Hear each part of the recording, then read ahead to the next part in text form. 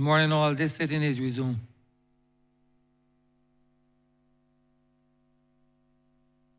Honourable Member for St. Lucie. Mr. Speaker, sir, today is a wonderful day.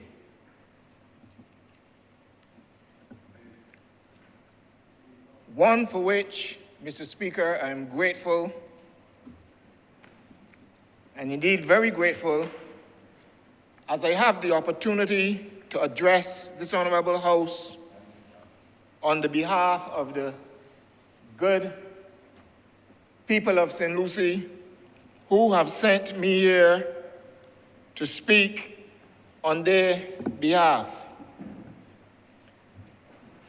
Mr. Speaker, sir, they have asked me to deliver the message of gratitude and deep appreciation to the Honourable Member for St. Michael Northeast as the Prime Minister of this country, and to this Labour Party team, Mr. Speaker, sir, who have been guiding this ship of state for the past 4 years or so. Indeed, Mr. Speaker, the presentation that we witnessed on Tuesday, March 14th, was a masterful presentation. A skillful innings played by the Honourable Prime Minister.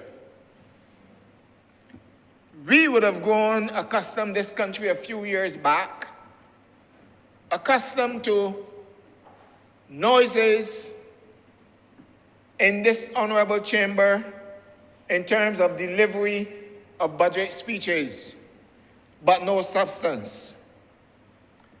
But when we listened on Tuesday, Mr. Speaker, it was a speech of substance. It was an innings played, even on a very difficult wicket, by the Honourable Prime Minister. There was no swiping, and you would know about swiping if you grew up and you played cricket on the pasture or in the road, as I did at Lowlands many years ago. No swiping, but majestic strokes all sides of the wicket, Mr. Speaker, sir. Straight drive, the cover drive, the flicks, the late cuts, the square cuts, the hooks, the on drives. Every shot in the book, Mr. Speaker, was played on Tuesday. It was hit after hit after hit after hit.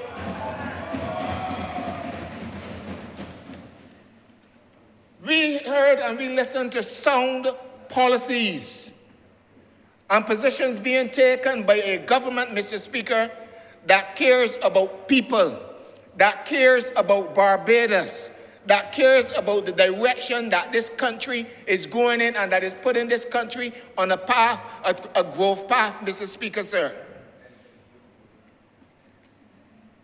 We heard, Mr. Speaker, plans, and as we've listened to speeches from various members, ministers of this government, of this administration so far, we have heard of sound plans, Mr. Speaker, to push this country forward. Some 2 years ago, we had an asphalt problem. We had situations, Mr. Speaker. As a matter of fact, let me backtrack a bit. We came into office, Mr. Speaker, and took up a government, a ministry, transport, works, and maintenance at the time, where no sort of equipment was bought to take care of this country. in terms of keeping it clean. We came in, Mr. Speaker, and we bought equipment, $10 million in equipment first, and we found, imagine we needed equipment to help for the upkeep of this country, and we found $5 million languishing at the MTW, Mr. Speaker, not being utilized while the streets of Barbados was overgrown with bush all over. So we put that with the 10 million, $15 million in equipment, Mr. Speaker. And that money was utilized to get resources for the various depots, because you had people going to work with nothing to work with. Going to work with nothing to work with. And Mr. Speaker, there was a situation where we had the volcano in our neighboring island, St. Vincent, heaping ash on this country. I remember looking out through my door over the hills at Lambert's, Mr. Speaker, at 3 o'clock in the evening. It looked like midnight. And this caused the government to we had to put something in place, Mr. Speaker, to clean the streets of Barbados. And I don't know if you probably had as much ash as I had in St. Lucie, because I was right there, just east of the island of St. Vincent. So we had ash galore.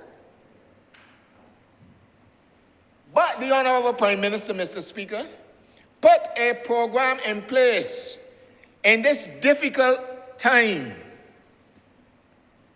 and employed some young people to take care of cleaning this country. When that program had been finished, this government decided not to just send home these youngsters, but to utilize them to do other things across the length and breadth of this country, Mr. Speaker. Giving them employment to be able to feed their families and to help their parents along the way. And then bam, wax, palax, we had COVID. So things became more difficult, Mr. Speaker. But this Honourable Prime Minister leading, Mr. Speaker, a team of young men and women, we all put our shoulders to the wheel, Mr. Speaker, and we work day in, day out, to make sure that this country received the kind of leadership, direction, and this country was going in the direction which we needed it to go in. I heard this point raised in this honourable chamber yesterday in relation to those youngsters, Mr. Speaker, who regrettably, and we take no joy in doing this, but this government, this party, once it has been in government, has always been the party, Mr. Speaker, not just to lead, but to be responsible in its leadership. To be responsible, not to be political, Mr. Speaker. Because political decisions, we saw, and I'm going to talk about that a little later in my speech, Mr. Speaker. The political decisions that were taken in 2013 that sent this country down the wrong road in the first place. But we are a responsible government. And even though, Mr. Speaker, this is not, it gives us no joy to have to ask those youngsters, sir, we have to terminate them, so to speak, at the end of this month. But tell me, Mr. Speaker, tell me any government that has terminated people and also at the same time provided a way and pointed them in the direction that they could improve themselves by giving them the opportunity, Mr. Speaker, that this government, and you heard it talk about in the budget on Tuesday, providing them with training, whether it's the SJPI, Mr. Speaker, whether it's BCC, provided them, Mr. Speaker, with opportunities to be trained so that they don't have to go on any site necessarily, Mr. Speaker, and be working for the lowest dollar, but to get, and this is these skills that they're offered and these training opportunities that they've been offered, and a lot of them have accepted, Mr. Speaker, are opportunities where they got skills for life. We don't train to be a mason today and tomorrow, next week, or next month, you ain't none. You don't train, Mr. Speaker, to be a carpenter today and next month or 6 months from now, you ain't none. So, Mr. Speaker, this government, and I want people to, I don't want to get ahead of myself because I got a message. I have a message, Mr. Speaker, for this, a party that was rejected twice at the polls. Not one seat. The people of Barbados have rejected them and said, we have absolutely no confidence at all in you. But I can deal with them a little later. Mr. Speaker. So this administration, having provided the opportunity for these young sirs, Mr. Speaker, over the past 2 years or so, to be able to earn something. We now giving them the opportunity to even earn beyond, not necessarily under the employment of government, but to be able to be trained and to be able to go out there when we have all of these projects, Mr. Speaker, that are coming on stream, to be able to go out there, Mr. Speaker, and earn their own way, earn top dollars through their training they will have some work to do, because Barbados, I believe, is going based on what I have seen, and I'm going to talk about the projects in my constituency too. Barbados will be a hive of activity, sir, in the coming months and years. And the measures outlined on Tuesday as well, Mr. Speaker, more opportunity for people, more opportunity. We don't just talk. We walk the walk, Mr. Speaker. The capitalization of the trust loan fund, allowing a number of aspiring entrepreneurs to start their business. The Honourable Member for St. George South shared in that ministry, and they provided, the Honourable Member for St. James Central at that time as well, provided for young people in this country who had an idea but didn't have the finances, Mr. Speaker, to start. And people can tell you, some people will want to tell you, and to downplay the importance of this, Mr. Speaker, that a $5,000 ain't nothing to start a business it is a start. And when you do the right thing, when you do the right thing in terms of paying back what you had first, you can increase that to 10,000, Mr. Speaker. These are innovative things that this government has done with the Trust Loan Fund. We didn't just sit down and fold our hands, Mr. Speaker,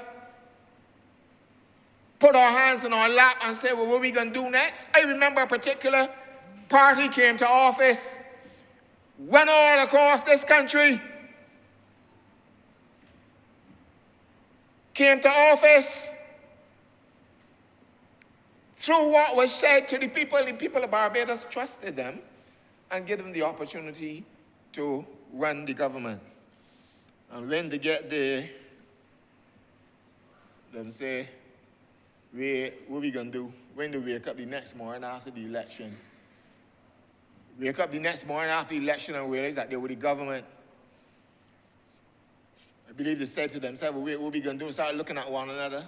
But we came to office, Mr. Speaker, with a plan that was shared with all of Barbados. All of Barbados. And they were confident, having seen the ravages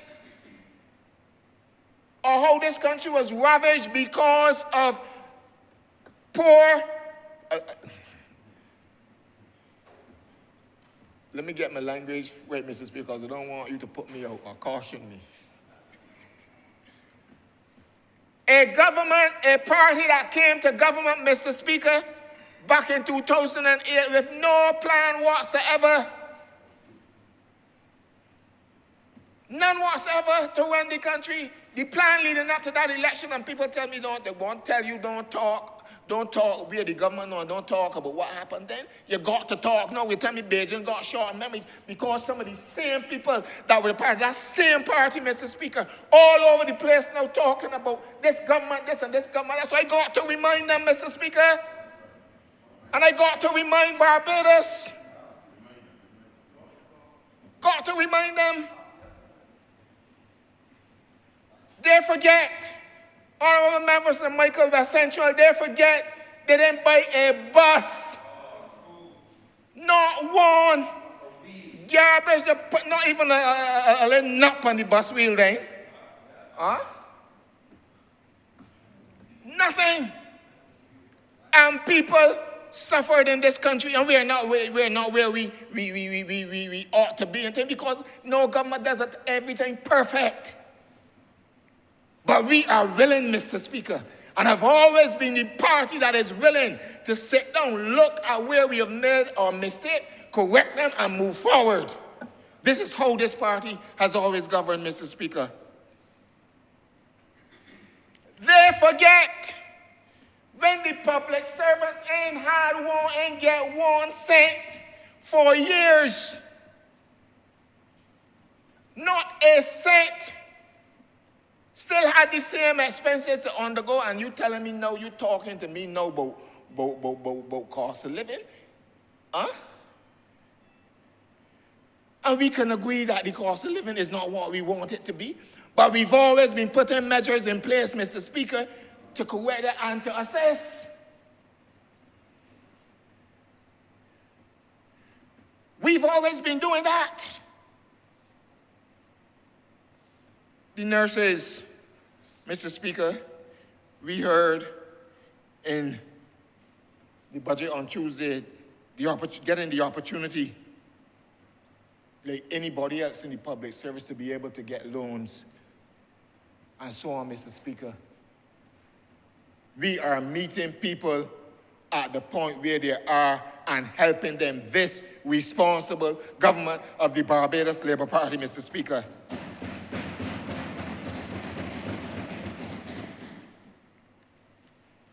When we face COVID, we introduced an elder care community program. You talk about innovation, you talk about looking at ways and means of how you can help people. At the same time, you have people being able to earn $1, And you have our senior citizens who have contributed, Mr. Speaker, to this country for years, who have helped to build this country. We still look after them because some of them, in some instances, lived alone and such like. And we provided the elder care, we provided opportunities for people through the elder care program. And Mr. Speaker, a week or two ago, I went into one of the community of Broomfield to look for one of my elders in there, one of the seniors in there. Pardon? Mr. Speaker, to see how they were doing. And she expressed thanks that she would have some person to come and comb her hair, make sure anything she wanted done was done, do some little cleaning, etc. for her, look after her, Mr. Speaker. This administration under the Honourable Member for St. Michael Northeast cares about people. So that program, Mr. Speaker, is a good program and has served the people of, because it's not just in St. Lucie, it has served the people of Barbados well. And long, Mr. Speaker, long may it continue.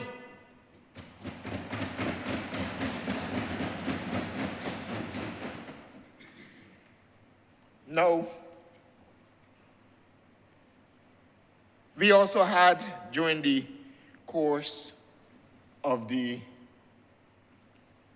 delivery of the budget on Tuesday, Mr. Speaker, we complain, we talk about gas, we talk about diesel, Mr. Speaker, but the Prime Minister came back and capped the VAT for a further 6 months on diesel and on gas, because we know that these components are important to manufacturing and almost everything that we do in this country.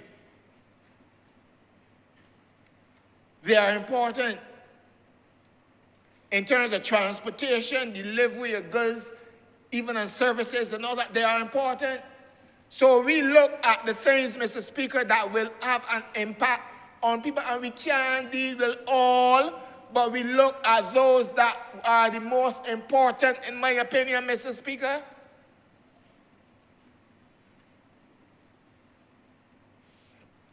Those are the most important. But of course, Mr. Speaker, I looked at I think it's the back of yesterday's paper.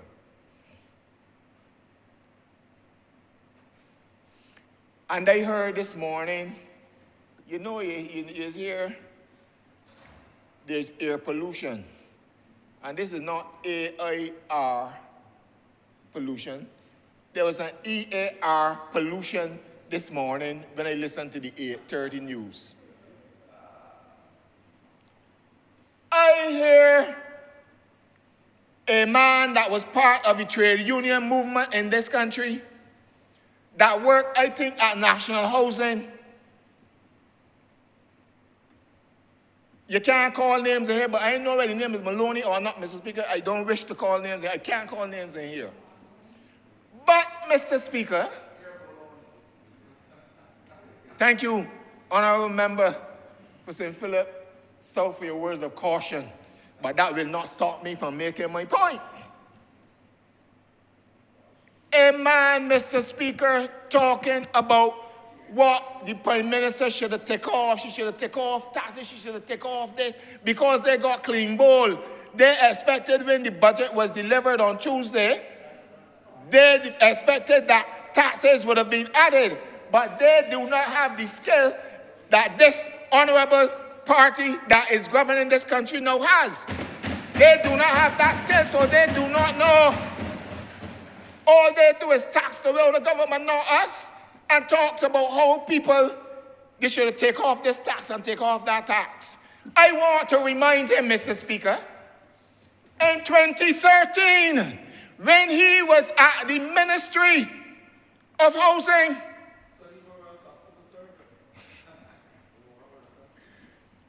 when he was at the ministry, Mr. Speaker, when they had the budget, if I can recall, remember how the people of Barbados were led down a path leading up to win an election, Mr. Speaker?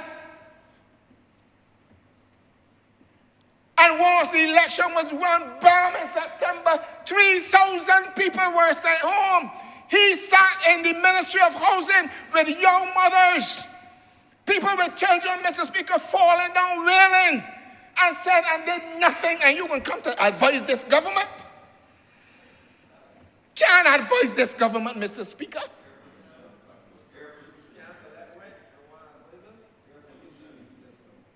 One lady went and then she go up, can't collect, ain't had no plan to do nothing, and you want to advise this government? Air pollution, man, I had to get something to clean out my ears. The Lord have mercy. I never had to make an appointment, Mr. Speaker, with the ENT doctor. Huh? Did nothing. And these are the people now, and let me tell you, honorable members, remember Bajans have short memories, so you have to remind them. It is only 4 short years ago.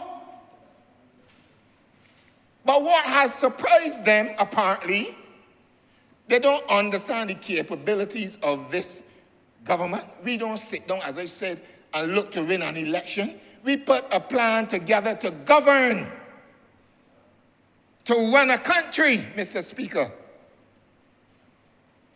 That is what we do. I am grateful that as part of the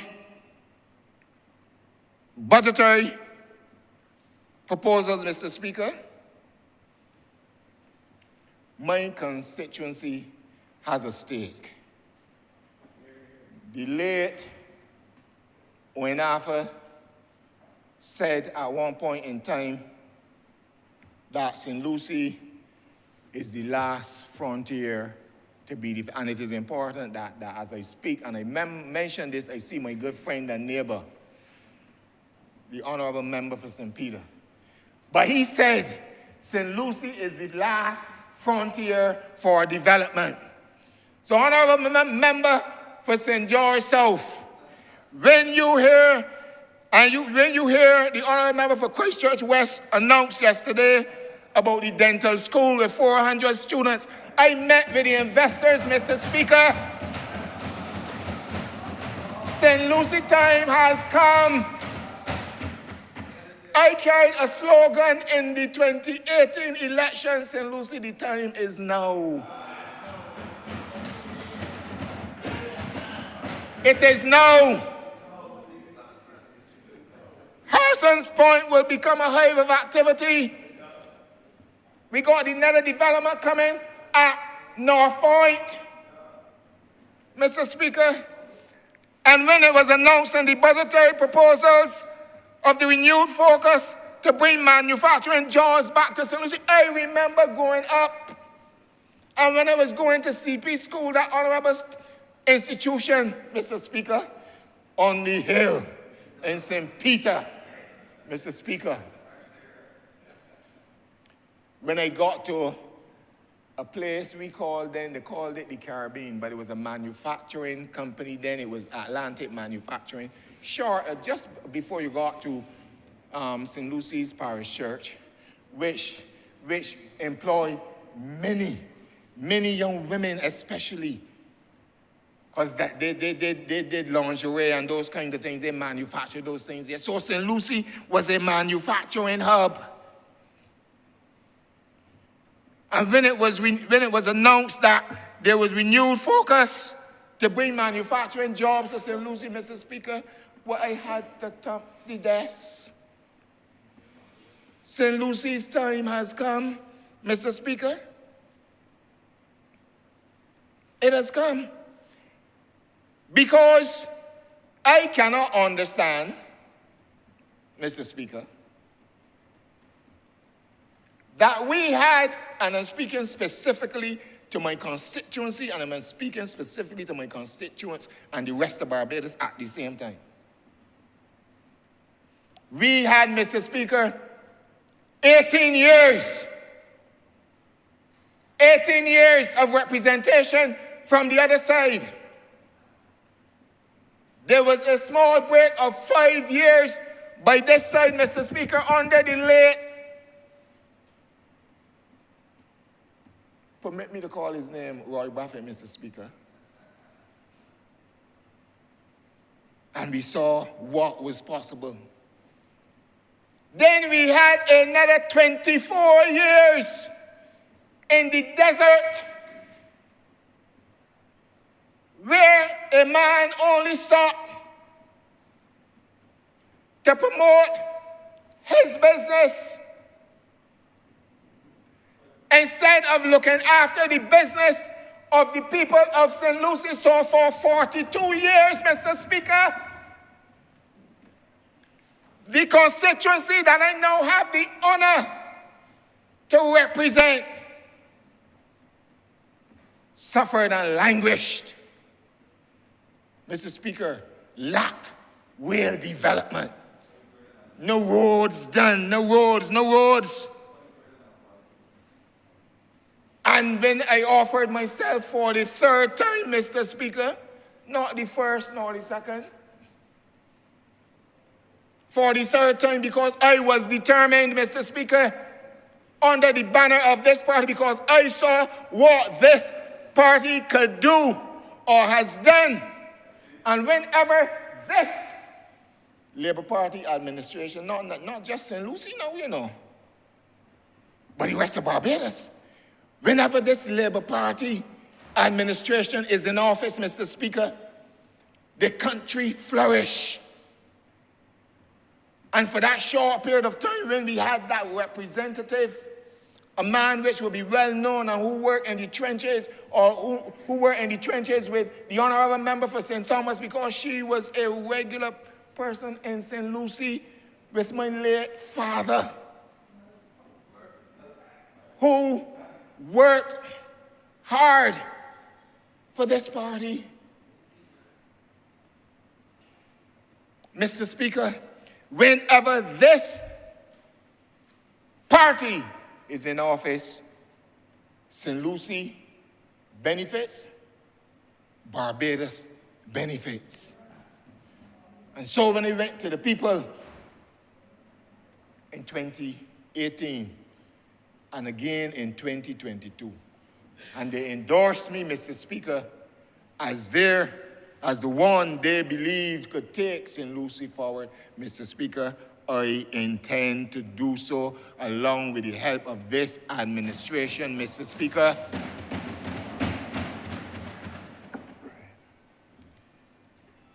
So we languish in the wings. We languish in the wings. Not one road. We drove and we moved in what not only left of the road, what was left of the road.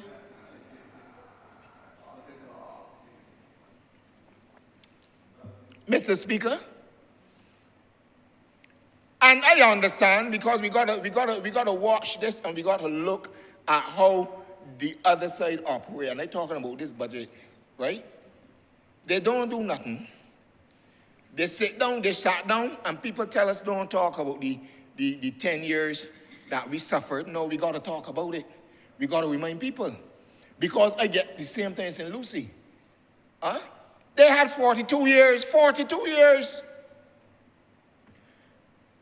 And I remember for St. George, you spent a lot of time in St. Lucie. And you know the pain. And when you look at the roads, Honourable Member for St. Michael Southeast, and you went down there with me. You went to look at water, and you went to look at roads too. When you look at the roads, Mr. Speaker, we were driving on the left of the road, not the left side. We had an issue, Mr. Speaker, at Pike Corner with the bridge. And that bridge that we are now fixing was first built under the Barbados Labour Party administration of 1981 to 86 under the late Roy Brathwaite, Mr. Speaker, as the Member of Parliament.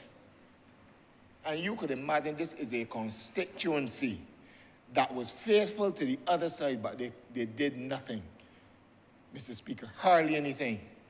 So I got to talk, and I got to remind people, so having not been in office 4-5 years yet,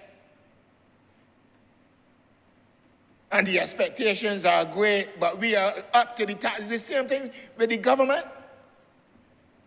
The expectations are great, but Mr. Speaker, I am assured, and watching from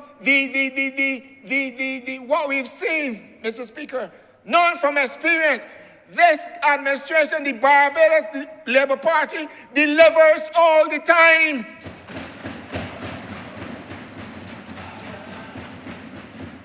Mr. Speaker, and I'm sure we will deliver again. Roads like Crappell Police Station to Connell Town, Crappell Police Station to Archers Bay. Let me talk about Archers Bay a bit, Mr. Speaker. Let me talk about Archers Bay a bit.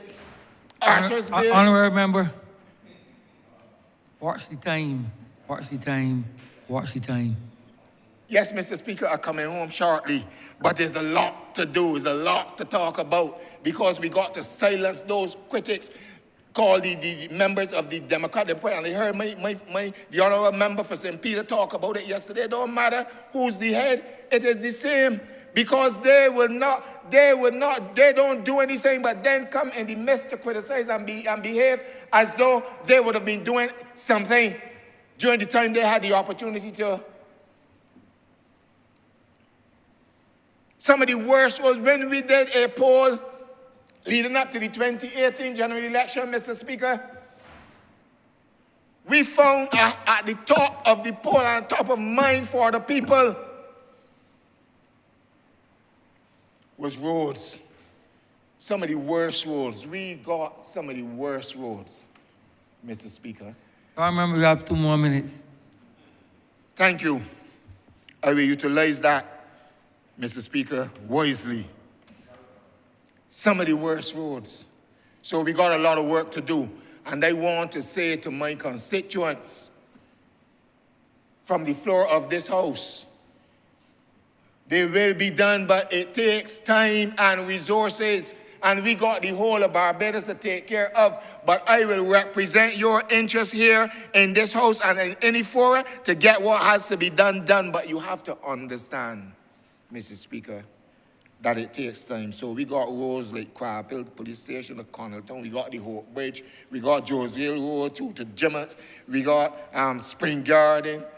We got Archers Bay, Mr. Speaker, now that was talked about from all up in the 1970s and so on in terms of development. And then for 24 years, Honourable Member for St. Michael West, the then Member of Parliament, did nothing about Archers Bay. All he did was spend $109,000 in building steps. But nothing else. That work is in progress right now, Mr. Speaker. Archers Bay. And I'm grateful to you, sir, for looking after that project for us with the BTII.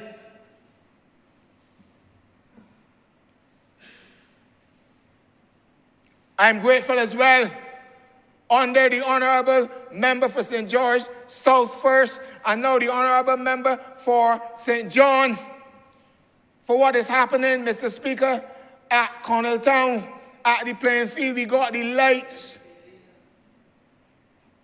Mr. Speaker, and there's a work in progress. So things are happening. Things are happening. A lot more will happen, Mr. Speaker.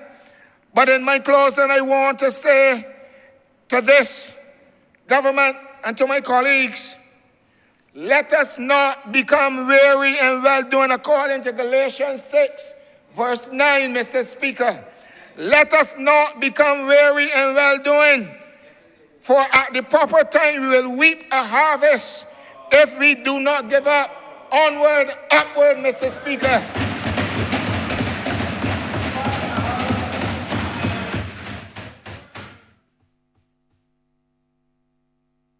Honourable Member for St. Andrew. Thank you, Mr. Speaker, sir. I almost forgot how fiery the member for St. Lucie could be, and has me here getting excited. And to come after such a dynamic speaker is always a difficult task, but I will do my best. Mr. Speaker, firstly, I want to thank the people of the constituency of St. Andrew for their unwavering support of me over the past year. Every single day that I wake up and every day that I step foot into that constituency of St. Andrew, I'm reminded of how special those people are and how privileged I am to be counted amongst the very few who have placed themselves at the feet of the people of St. Andrew as their servant in this honorable place, in this honorable chamber. And this morning I want to speak to the 2023 financial statement and budgetary proposals that were presented by the Prime Minister here on Tuesday. A budget that not only sees and speaks to the ordinary Barbadian, but understands the ordinary Barbadian and what we go through on a daily basis. And it prompted me to ask a simple question which I got answered probably over and over and over. What will this budget do for the people of St. Andrew? What will this budget do for the people of the Scotland district? What will this budget do for the people of Barbados? And the simple answer is that there's something in this budget for everybody. There's something for the young. There's something for the gifted. There's something for the old. There's something for those with entrepreneurial spirit. There's something for those who are talented and who are vulnerable. There's something for everybody.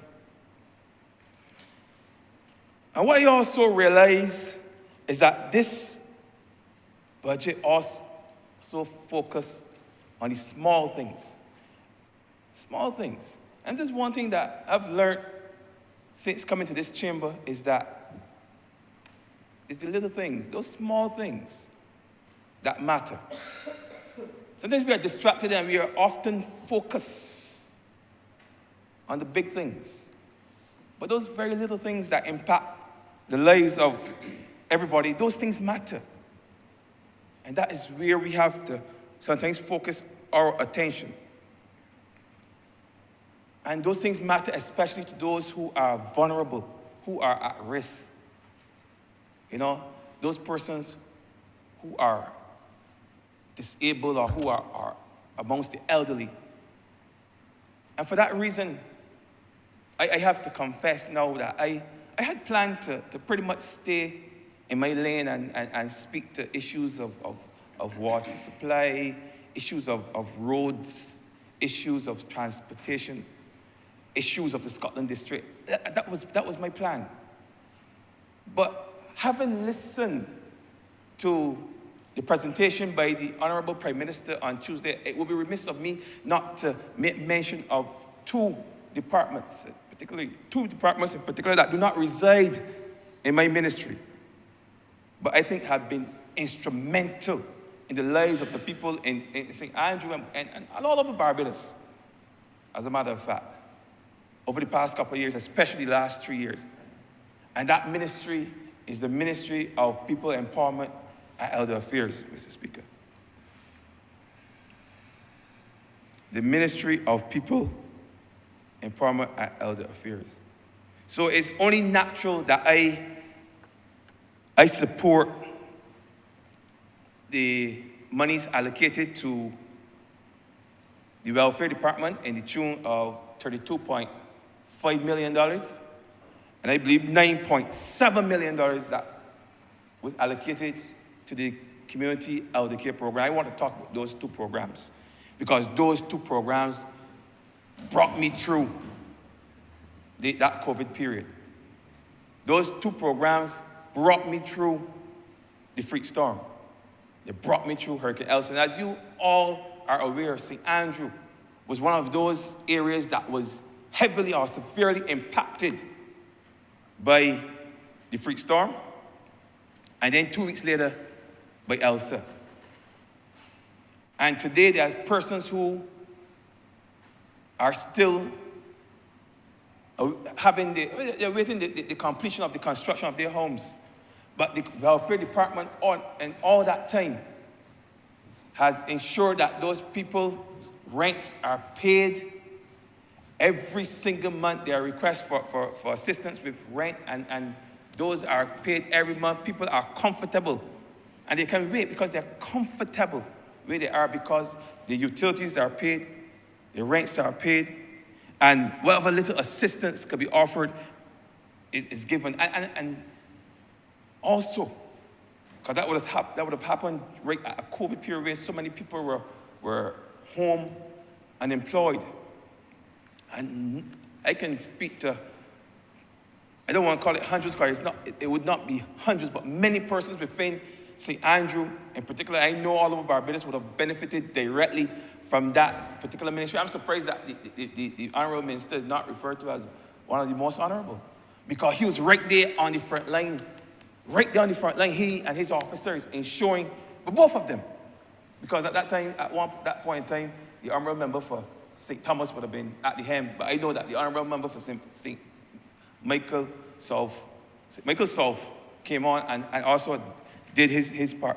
But they were right there at the front line, on the front line with everybody, just ensuring that people got what they needed, the psychological assistance and help that they wanted. All of that was provided under that Ministry of People Empowerment.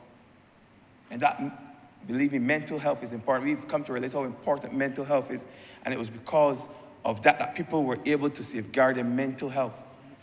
The stresses that would otherwise destroy people, they were able to avoid it because of the direct intervention of that ministry. So I want to commend that ministry and commend the Prime Minister for the money that was allocated to that particular program. Also, I want to speak to the Community Elder Program. Now, thus far I've heard almost half, if not more, of the persons who got to speak mention that particular program. And there's a reason why we mention that program. Because our elders, they are the pillars of our community, and we all love them. I will have the member for Christchurch West know that we all love our old people, our elderly. We love them. They're special to all of us. But the sad truth is that many of our elderly people are forced to stay at home for whatever reason, alone. They're in the house, there's nothing to do. They would love for someone to come and talk to them. And you see it every day when you go into your constituency. So I'm sure it happens to each and every one of us here. There are some elderly persons who are just happy to see us. And if we allow them, they would keep us here talking and chatting for hours. In fact, there are many of them who would just sit by the window and they will wait there by the window and they will hope that somebody pass so that they can start a conversation. And if allowed, that person will be there for hours because they have so much knowledge, so many memories in their head that they would like to share. But there's nobody to share it with. And that's why this program is important. It's not just for the fact that these people are lonely, because yes, some of them are lonely. But there's no feeling worse than being at home and being made to feel as though you have no more contribution to make, as though you're useless. And though that's not the intention of persons, the fact is that because they have to be left at home and the children and the relatives go to work, there's something few use that they can't make a contribution to society.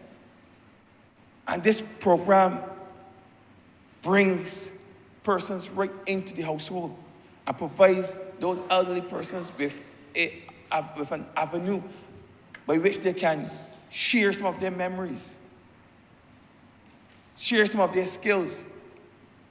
And we've seen that where we've had knowledge transfer. There are a lot of skills that have been lost to history, been lost to time, because there are persons who possessed them had no one to share them with. And I know of one case where a woman even learned basketry because the old lady that she was taking care of did basketry as a profession when she was younger.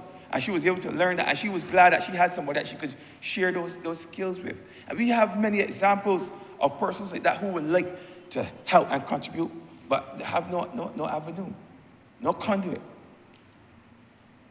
And there's another thing too that I got to thinking from my exchanges with some of these elderly persons, from going around and talking to some of these persons when I visited some of them who were in the program. And that is the idea of capturing the collective memories of our elderly. You know, one of the problems of a modern society is that very often they do not see the importance of documenting their history, of chronicling their history, their cultural heritage, until it's almost too late. Of course, we have had the benefits of academics who would have written books over the years, compile stories over the years. And yes, that is all well and good. But through these elderly persons, we have access to some persons who were present at the time. Persons who lived through the riots. How many texts within our school system can we find on the riots of the 1930s? And the period before that, and the period after, and there are people around who lived through that period. I went to a funeral of a lady, 93 years old, just on Saturday, on my birthday. So I know there are people who are even older. I know within the constituency of St. Lucie, there are persons 106 years and 107 years in the constituency of St. Peter and St. Andrew. We had a lady, she died now, 107 years.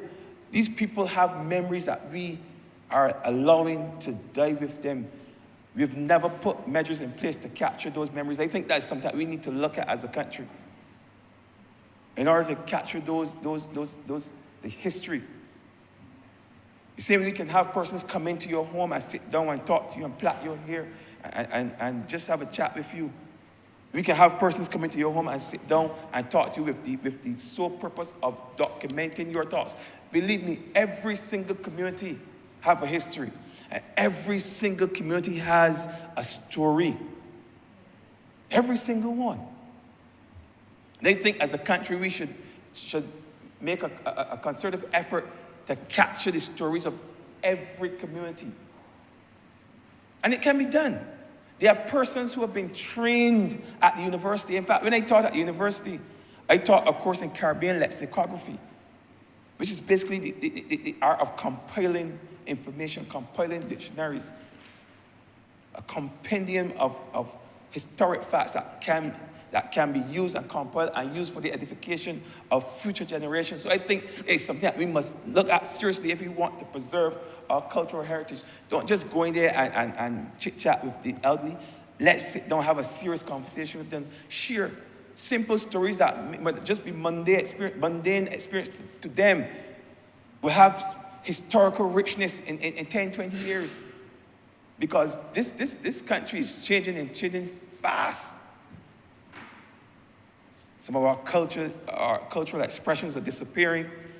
Our language is disappearing. You know, just yesterday, I say this jokingly, I was in the members' room and I was talking to the member for St. Michael South Central. And I was saying to her that, you know, that some people were very unmannerly. And the member for his church used to remind me that when we're in here, we use the word unmanly. You understand? And I reminded her that I found that some of the words that we often use. Yes, you may see, some person may say that they're not proper English, but I would say to you that they are proper Bajan words. And we have Bajan people, so words like forward for this thing here. I'm noticing now that everybody's saying forehead now. I use it myself. But I know growing up, this was a forward. You understand? But we're saying forehead. We have adopted what is now standard in international English, and we are losing some of our Bajanness. Because what's happening, we are losing our Bajanness when we discard some of our lexicographical heritage, our lexicon. So these things are things that we need to take a serious look at, and we need to compel some of our old Bajan expressions that some are regional, some of you hear old people say these things, and they sound nice, they have lots of meaning. You know, they're based on sayings that would have come here with them from Africa.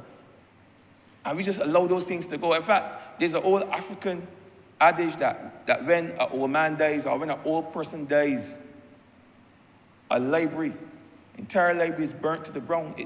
That's basically what happens. And I'm sure that comes from a culture of oral history, where information was passed on from generation to generation to generation, so that people can speak to stories of events that occurred thousands of years in the past. And we don't want thousands of years in the past. We just want a few decades in the past. If those persons saw the importance of preserving history 1,000 years back, when they were on the continent, why are we here now that we cannot see the importance of preserving history of a few decades? Of 50 years ago, 60 years ago, 70 years ago, 80 years ago, 90 years ago, 100 years ago. We need to make an effort now that some of these persons are still here with us, to a national effort to capture the history of Barbados. So, and I know I went off on a tangent, but I needed to say that, because if we're talking about our elderly, we need to understand that they're more important than just company, just a means for persons to make a little living. We need to use them to their full potential, and if it means sitting down with them for hours and writing down and noting, then we have to do it. We have to do it. We cannot allow their memories, their collective memories, and that knowledge that they've acquired over the years, and those skills and those experiences, we cannot allow that to just dissipate when they die. We cannot. And so I felt it necessary just to speak to those two programs. Of course, there was the Adopt a Family program that also helped similarly to the welfare program. Of course, that did not reside in the ministry; it resided under the Prime Minister's office. But it also helped us to get through those tough times. And I'm glad to see that $10.2 million was added to expand that program, so that persons who have zero income can also continue to live. All right. Before I shift away from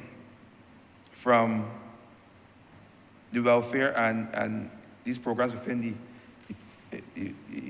Ministry of People Empowerment and Elder Affairs, you know, I was actually pleasantly surprised when I discovered some of the areas in which that ministry has been helping people over the years. I did not even know that they offered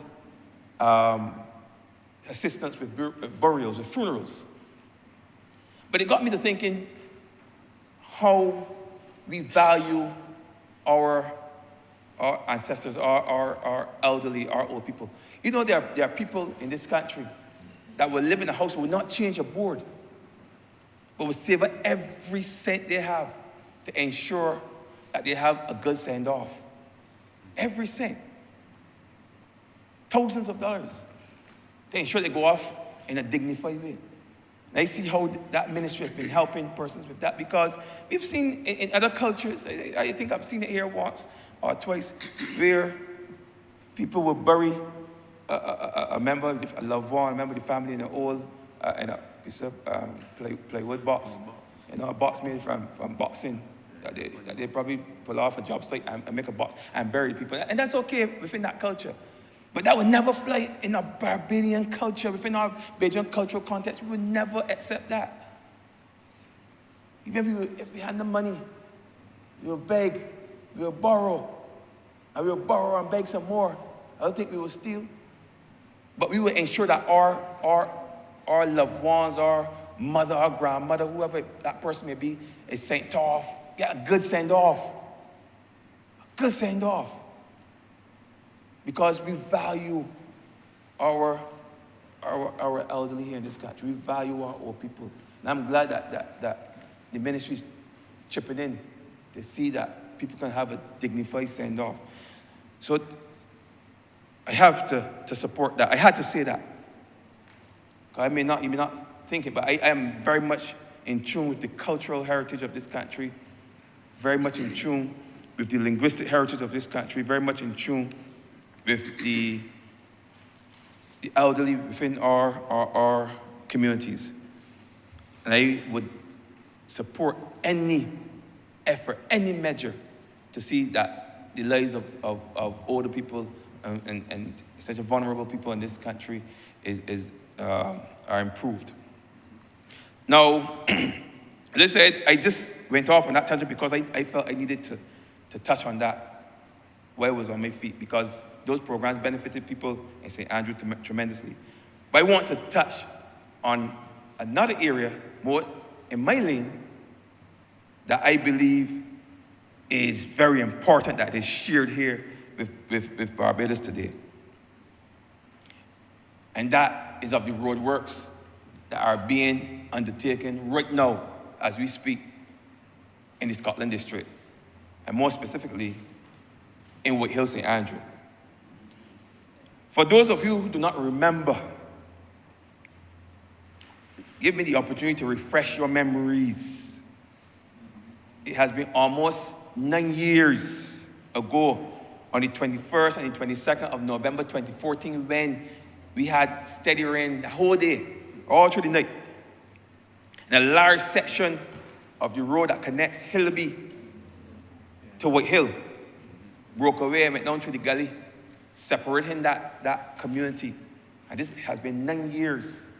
That persons, not everybody, because a temporary footpath was put there, and the young and the fit could easily traverse that temporary footpath. But there are people down there that for 9 years, because of disability, because of old age and so on and so forth, have not been able to walk from their homes to the church, right at the edge of the breakaway. The church is right at the edge of the breakaway. They were not able to go to church for almost 9 years because they could not get over to the other side of the breakaway.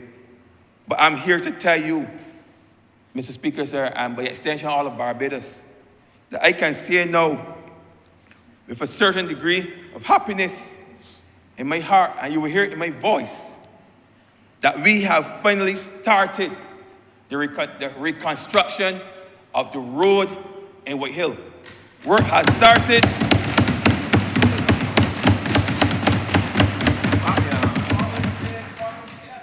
Promise made, promise kept. Prime Minister came up there and made the promise herself.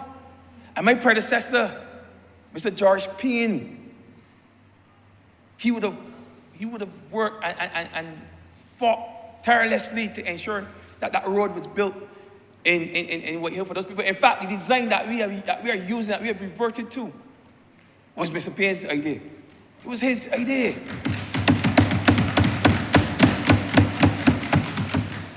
I am merely continuing the work that he has started. I don't want to take any credit for it. Because had we had the funds available at the time, that road would have been done ever since under Mr. Payne. You understand? And that would be fine. That would be fantastic. The George Payne Road. But as I said, I don't want any credit for it. Yes, I worked hard to ensure that it happened. I was there. And not only make sure that the work start, but make sure that people in that community will get some work too. I told the contractor straight. You want to bring the boy from Christchurch, St. Philip, St. Michael, no place, St. Andrew, White Hill. They have to work. Make sure people in that community get some work. St. Thomas too. But it has to happen. People in the community have to get work when these projects start. Because one of the things of having a major project in your community is that people got to work. You understand? People got to get work. They got a lot of young people out there that are glad for the work. And they started working already. Some have started and some more will get work. It's clear understanding. And it's not a decision that I would retreat from. I'm not ashamed to say. We have to employ people in the community. If you're from St. Andrew and we have work in St. Andrew, if we don't have the skills in St. Andrew, we have to outsource, well, fine. But those roads that are building in St. Andrew, I said, make sure some people from St. Andrew get work. But White Hill is not the only major project that we are undertaking in the Scotland district. With that $230 million in funding that we secure from the Chinese Export-Import Bank, we intend to do a number of roads and bridges. These would include the Thompson Bridge, which has been closed for almost 2 years, as well as the road there in King Street, which collapsed many years ago, but in recent times has gotten a lot worse and is almost in the same state as the White Hill Road. So I want the people in King Street, and they see the contractors, and they would have seen the engineers over the past couple of weeks doing their surveys and making their marks and all such like. They can see that the work is started, because what people don't understand that when you're doing work in the Scotland district, it's not like when you're doing work in the other 93% of Barbados. You're working almost entirely in mud. There's no rock. Hardly any rock in the Scotland district, if any at all. So there are a number of tests we have to do to ensure that what we are building that road on, what they refer to as the subgrade, is strong enough to support the road. We have oceanic soils down there. We have the Joe River muds. We have all kinds of soil types down there that are hostile to infrastructure. They're hostile to roads. They're hostile to houses. And that's why we get the land slippage and the problems that we get. So we can't just go in hot and sweaty and push away and build roads like what. I'm not saying that's what happened, but what can happen in other parks. We have to be extremely careful. Number of tests. Geotechnical tests have to be conducted, a number of them. You have to do the dynamic cone penetration test, DCP tests. Have to do all of these surveys. We have to dig boreholes. Sometimes those boreholes go as far as 25 feet just to get a sense of what is down there. And we often find all kinds of soils that are not ideal for construction, but it gives us insight as to how we have to maneuver, and how we have to tweak the designs so we have roads that are resilient. We have roads that can last another 50 years, because people will tell you often that there are roads down there that were there for 50 years and 70 years, but those roads for the first 30 or 40 years were only driven on by donkey carts and bicycles and walked on. So they had a good 40 years of easiness. But now these roads that we build now, we have to build for increased vehicular loading. We have to build for buses that are 18 tons and for trucks that are 30 tons and up. So you can't just build any road. You have to build a resilient road that can handle the types of rainfall that we're getting. Because we're in a climate change scenario, and we have to build with that in mind. So even in terms of the amount of asphalt that we put on the surface, we have to design that so that it is more resilient, has a bit more body to absorb the weight of the vehicular traffic that will be crossing over that road. So we can't go in there hot and sweaty and build these roads any old how. We have to sit down, we have to plan these things out, we have to discuss these things with the professionals and the engineers and the technicians.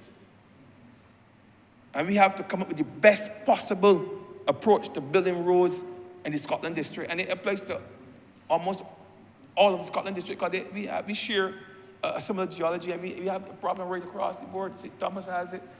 You know, I saw a lot of roads on their side of collapse. St. Joseph has it. And St. John has it as well.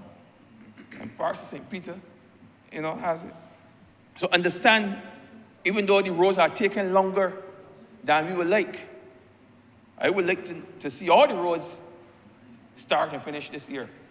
But I know that, based on what I've seen, that is not possible. But I know that within the next 2 months, we're going to, St. Andrews, Scotland District is going to be a buzzing with activity. Buzzing with activity, man. Because this week itself, we started Vaughan's Road number 2. We started Whitehill. We have already completed Shorey Village. We're looking to start Thompson Bridge. Work is continuing in Trail Path. We're looking to restart Fruitful Hill. We have all of this work lined up for this year. Yes, we have a very short window in which to work in. That is one of the downsides to working in Scotland District. When the rain comes in this part of Barbados, you know, it dry off, and you can work within an hour or two, maybe within a day. When you get rains in Scotland District, you know, the earth is saturated very quickly, and we have to wait sometimes days, if not weeks, before we can work in that area again. Then we're working in river courses, we're working in streams, and that in itself presents another difficulty for any construction project. So we have problems that are peculiar to us. So when we talk about the rainy season, it means something different to us, because it can literally paralyze us, whereas it may just delay other major projects. And if you remember, for Christchurch West was here, I will remind him that we're also going to do Highway 7, because I don't want you to believe that all the work is going to happen in the north. A good piece is going to happen in the north, but some will also occur in the south. St. Thomas has to get some roads. It has to. Yeah, $27 million being spent through the Latin American Bank, CAF. So I look at all the roads that were mentioned by the Honourable Member for St. Peter yesterday. Those roads are scheduled to be done this year, especially the one in Indian Ground to Fort Hill. That road must happen. The bridge mentioned by the member for St. Lucie has $600,000. We're going to do that. We're going to complete that. It has to be completed. And you have these here.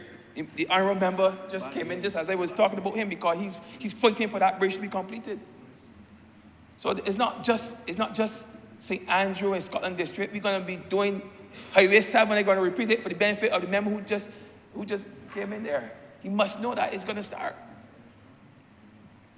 So just making the point that we're going to do a tremendous amount of work this thing. And there are more things. I can't get into all, because I want to touch a little bit of water. I know my time might be drawing now, you know. But let me just touch on water too, because, you know, water is a challenge for a good chunk of the north, and I want to assure the member for St. Lucie and the member for St. Peter that we're doing all that we can to ensure that their residents and their constituents have good quality water and water at the taps at all times. If there are problems, I mean, of course, we've noticed, we've seen some problems in the east. I think the member for St. Philip North mentioned that she's having some challenges in the east as well, and we're also working towards addressing those problems. But in the north especially, we have the added problem of extremely aged infrastructure. Extremely aged infrastructure. Pipes all up in 100 and some maybe 150 years. 150. Have you seen a pipe that a pipe after it came out the ground that was 150 years. It's just the rust that's keeping it together. The mud or the soil that surrounds those old 100-year-old cast iron pipes, the only thing that's keeping those pipes together is the soil that encapsulate them. And when a big heavy truck drives on that soil and there's any differential in the soil, those means rupture. That's why we get so many burst means. I remember has 2 more minutes. 2 more minutes. That's what we get, about 77 burst means a month. 77 burst means, these are big ones. And for the service means, we all up in between 1,000 to almost 15, 16, 1,700 burst service means a month because of an aged infrastructure. So we're putting $20 million, $20 million into upgrading the distribution system as well as building out our storage capacity. And there's a piece of technology that I want to share here that we are investing in that would certainly bring some ease to the situation, because we have what we refer in-house as NRW, non-revenue water, that water that we pump into the system, but we do not get any money from it. And we categorize that into 2 main categories, which is commercial losses and physical losses. Commercial losses, some of that is at our end, but the physical losses refer to the leaks and the ruptures that we will see from time to time. And we've been putting measures in place to address that. I want to speak to especially the what we refer to as, I want the correct name. But even if I don't find the correct name, I know I can still speak to it because I know exactly what it is and how we intend to use it, where we're going to use these district meters. District meters, that's what actually where I was looking for. That will give us a better sense of how much water is pumped into a particular district. And we can get a sense, because we meter the water going into the district. And then we check the meters of the water that is being used by the customers. And let's say, for example, 300 cubic meters is being pumped in, but when we check all of the meters, only 150 cubic meters was recorded being used by the residents, then we know that we are losing 150 cubic meters of that water that's going to ground, that are leaking away somewhere. We know that, so that we can then go in and know where the problem is. And that's 50% of the water in that community going to ground, going to waste. So these are some of the measures that we have put in place. And non-revenue water is a serious matter. In fact, there's a whole conference next week that deals solely with non-revenue, because it's an issue right across the board in utility companies right across the region, right across the world. And tell me, if you're losing 36 to 40% of whatever good you are producing, you cannot survive. It's unsustainable. But that is the challenge that water utility companies, water companies all over the world are facing. And we are putting these measures, along with other measures, I can't get into all of them now, to ensure that we one, cut the amount of water that goes to waste, and 2, we can also reduce our carbon footprint, because we still have to burn fuel to get the water out of the ground, and it's going to waste. So if we can get our water into usage, then we're gaining in 2 places. All right, I'm going to wrap it now. I'm going to wrap it right now, Mr. Speaker. I'm glad that you obliged to give me the additional time just to make that last point, because it's important that people know that the BWA is doing everything that they can to not only ensure that we have proper drinking water, but also to ensure that we're not wasting the taxpayers' money by letting the water waste into the ground. And you know, there's something that I'm going to share here, because I found it fascinating. Before I went into the BWA, I never knew why there were meters on standpipes. I wonder, why would you put a meter on a standpipe when nobody pays a standpipe bill? So I thought. But that is also part of our approach in monitoring the amount of water that is being used on a daily basis. Because there are people, because they know they don't have to pay for the standpipe, they're going to turn it on and leave it on for days and weeks and so on. We can come in and say, wait, this people wasting water down here. And you see from time to time when one standpipe is disconnected, it's because people are wasting water. Honourable Member.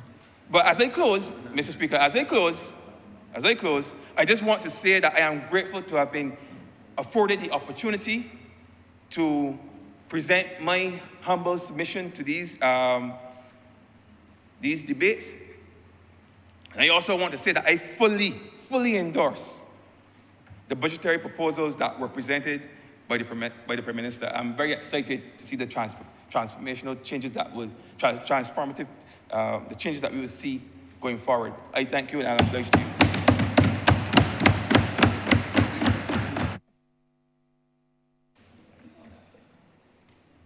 Honourable Member Michael North. Thank you, Mr. Speaker. And right at the outset, I want to share that it is always a privilege and an honor for me to walk up the steps of this Parliament and to enter this hallowed chamber, not only on my behalf, Mr. Speaker, but indeed, each and every time I do so cognizant of the fact that I do it in the stead of and as a representative of the people of St. Michael North.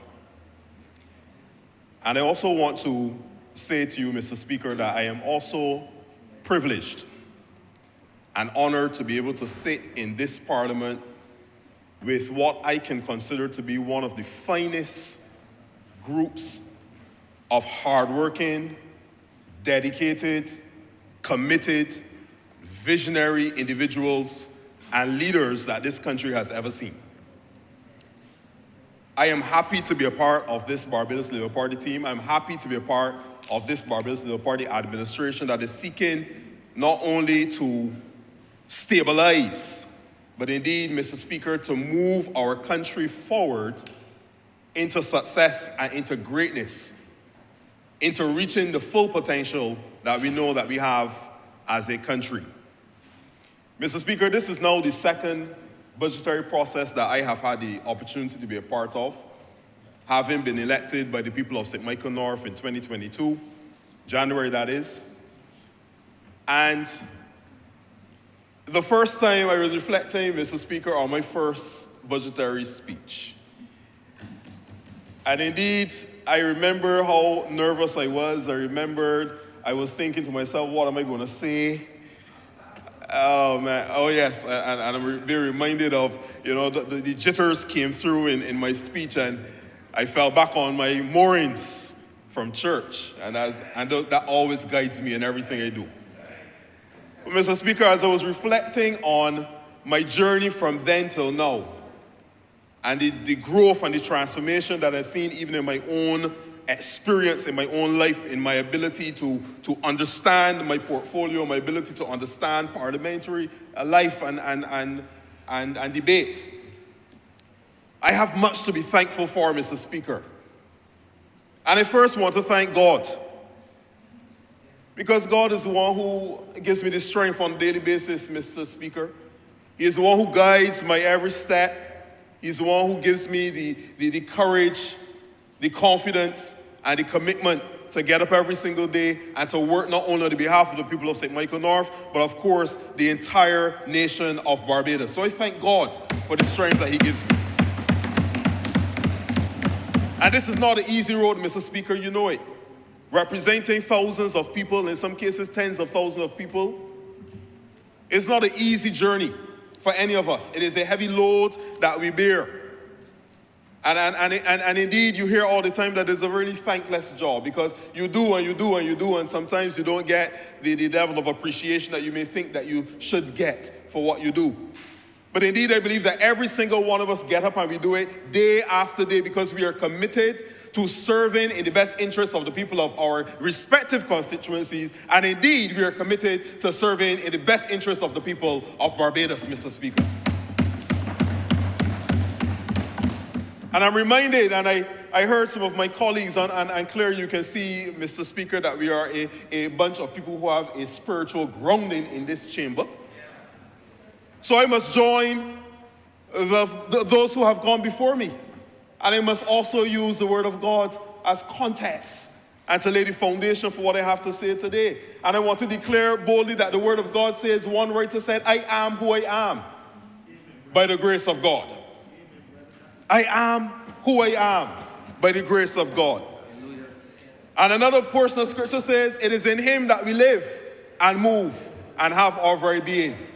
And I stand here today as the representative of the people of St. Michael North because of God, and of course, by their grace, by giving me the support to stand here on their behalf in this house. I want to go further by underscoring how grateful I am to them. Mr. Speaker, on a daily basis, I am blessed to hear from my constituents in different ways. Some of them will see me as I'm going through the constituency and they will give me a word of encouragement.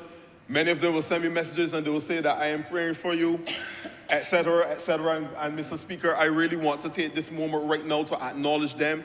This year has been a tremendously transformative year for me. And I'm excited and I'm buoyed, Mr. Speaker, by the support, the outpouring of support that I receive not only from the people who are closest to me, but from all across the length and breadth of St. Michael North. People who stop you and just give you a word of advice, a word of counsel.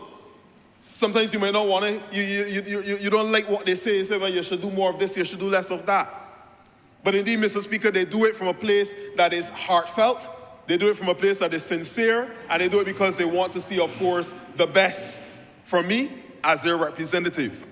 And indeed, I look forward, Mr. Speaker, to growing in my relationship with the people of St. Michael North, and I'm going to give them the best of my abilities for a long, Mr. Speaker, long time to come.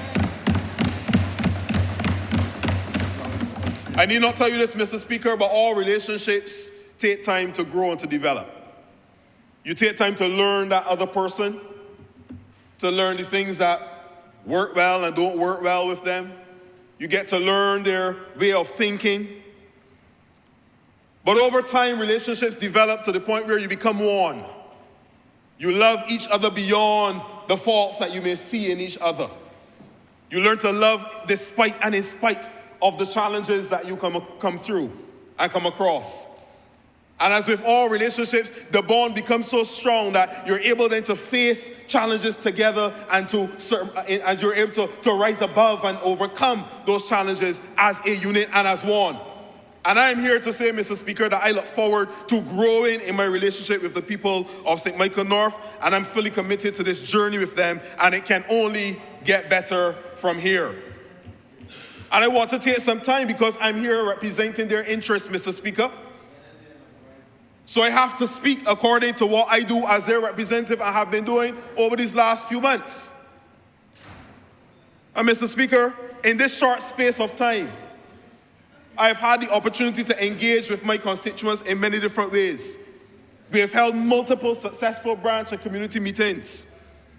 I meet with my constituents every single Wednesday, Mr. Speaker, as many of my colleagues do, at least on a weekly basis, even if it's not Wednesday, some other day of the week, all of us do. We created, Mr. Speaker, the St. Michael North Community Wellness Program, an initiative that sees me and my constituents meeting on a weekly basis on Saturdays to exercise together, to fellowship together, to get healthy together. And this has been an initiative that has been very well received by all. Mr. Speaker, I would just indulge, if you could indulge me, last week we had a walk-up workout. And I didn't see you there, Mr. Speaker.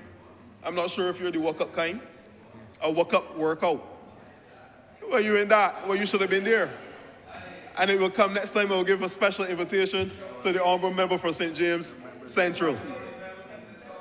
And St. Thomas as well. I invite all of you. I invite all of you. A workout, Mr. Speaker. That's just one of the disciplines, but we've had so many. We had boxercise. We've had so many different, and really, Mr. Speaker, it's just another way for us to engage. But it's a way that I want to, because we're focused on health and wellness in this country and as a government, and not only that, and me as a member of parliament. We have launched 4 clean and green sites, and I want to, at this point in time, again, publicly thank the Honourable Member for Christchurch West Central. Every time I call, he comes. And we've had 4 so far, and 5 is on its way, Mr. Speaker. We also launched the St. Michael North Continuing Education Program, where I was able to secure 50 scholarships for individuals in my constituency to go back and get CXCs. Mr. Speaker, I meet with constituents, and when I hear them telling me about they're looking for work, etc., I say, you know what, where's your foundation, what's your academics, where are your certificates? And in many cases, I've had constituents that did not have even one CXC, Mr. Speaker. So you know, with 0 CXCs, your prospects are limited. There's only so far that you can go relative to the employment opportunities. And I said there must be something done about this, and we created the Continuing Education Program. It is a yearly scholarship program. We're looking to do 50, and we're going to continue to increase that. We did 50 last year, and we're going to increase that number. We're going to also add to that now vocational programs as well. For those who necessarily don't want to go the route of doing the hardcore academics, they can go the route of doing vocational training as well. Mr. Speaker, sir, we held a men's health clinic. And we're right now in the process, Mr. Speaker, of launching our St. Michael North Breakfast Program to provide warm breakfast packages to some of the students of our 2 primary schools within the constituency of St. Michael North. We're also launching the St. Michael North Mentorship Program very shortly, Mr. Speaker, for our teenagers who need guidance and who need special hand-holding, who need to hear a positive word, Mr. Speaker. And anybody who's been following me will realize that there are things I care passionately about, and one of them is youth development.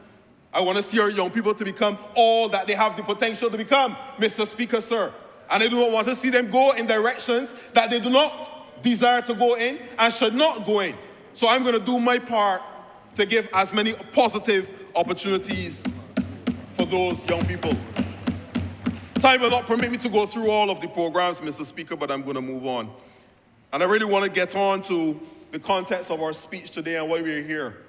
And I want to start by congratulating our Prime Minister and the Honourable Member for St. Michael North East for delivering what I think, Mr. Speaker, has been one of the most transformative, fair, balanced, forward-thinking and forward-looking budgets that I've ever heard in this honourable chamber. I want to thank the Prime Minister not only for delivering the budget speech, but I also want to thank her for the proposals contained therein. So many proposals that I believe, Mr. Speaker, they will benefit the people of St. Michael North and, of course, the wider populace of Barbados. I had the opportunity, Mr. Speaker, on Tuesday to listen to our Prime Minister as she delivered. And I believe that there are many items within this budgetary proposal that can speak to and can benefit all of the people of our country.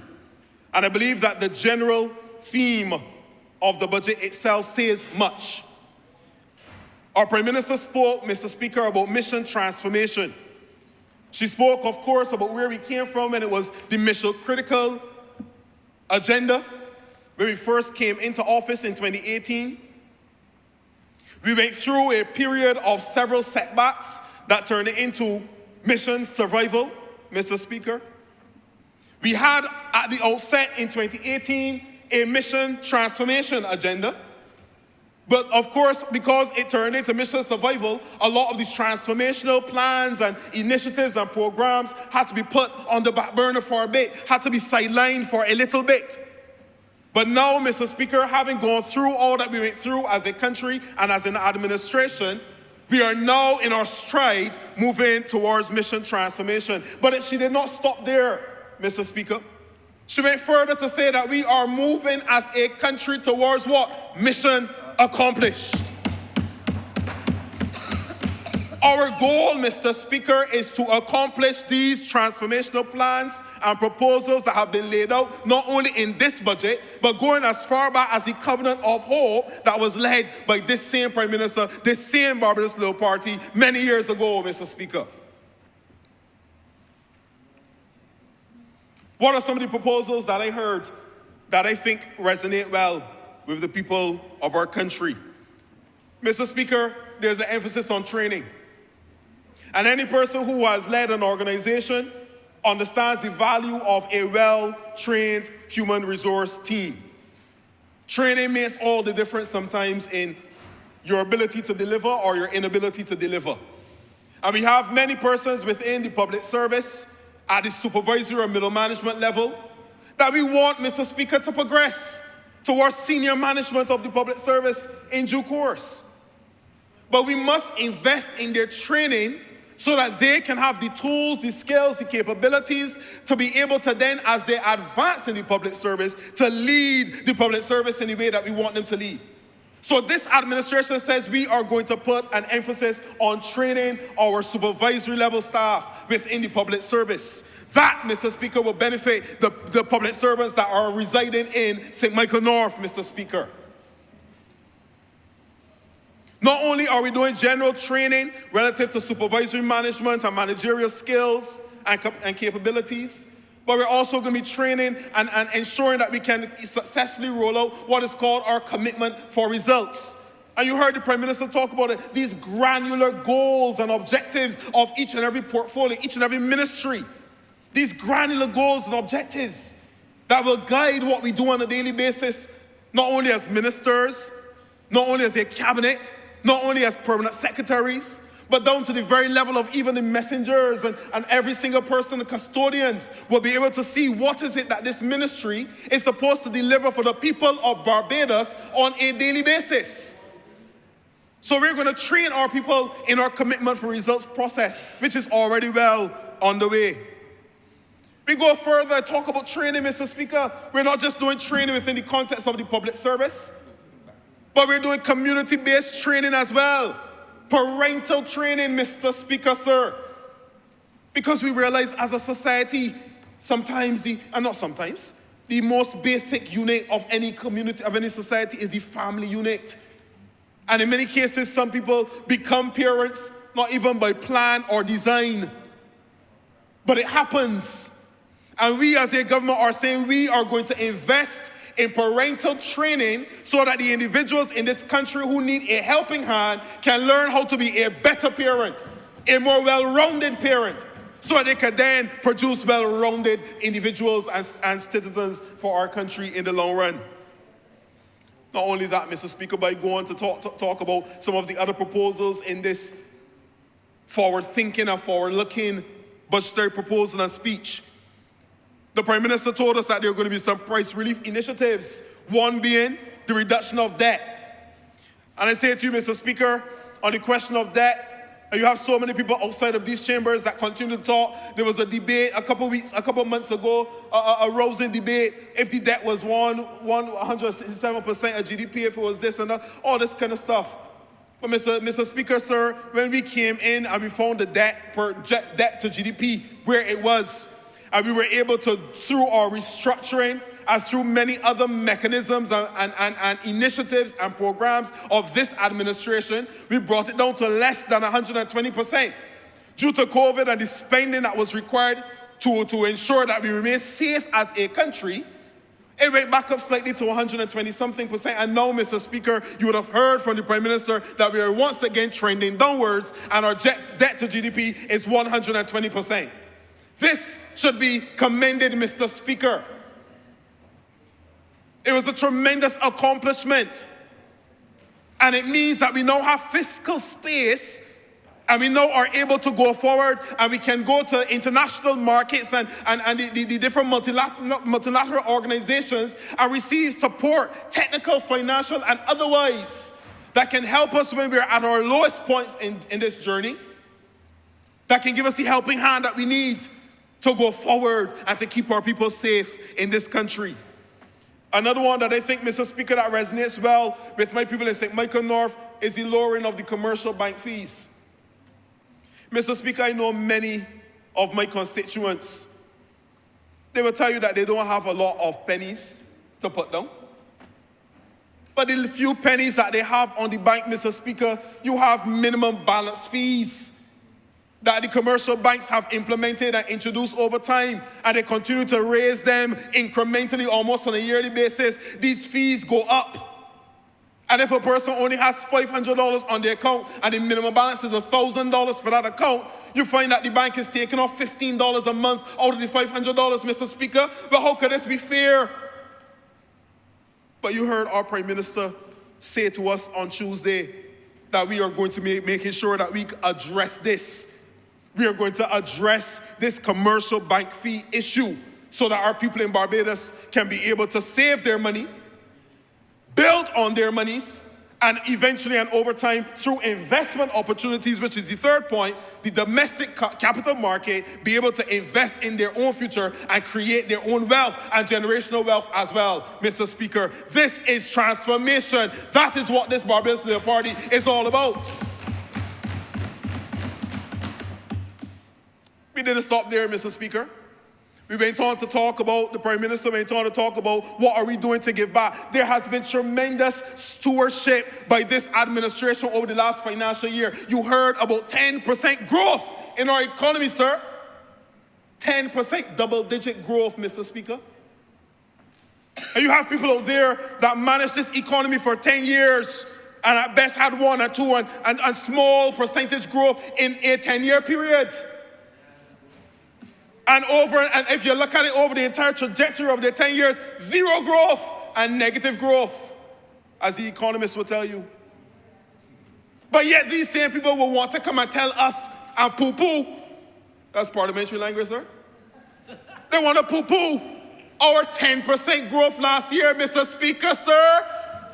Well, I have to be a mad person. 10% growth sounds good to me. And not only that, what did we go through to get that 10% growth? Look at the difficulties, the COVID.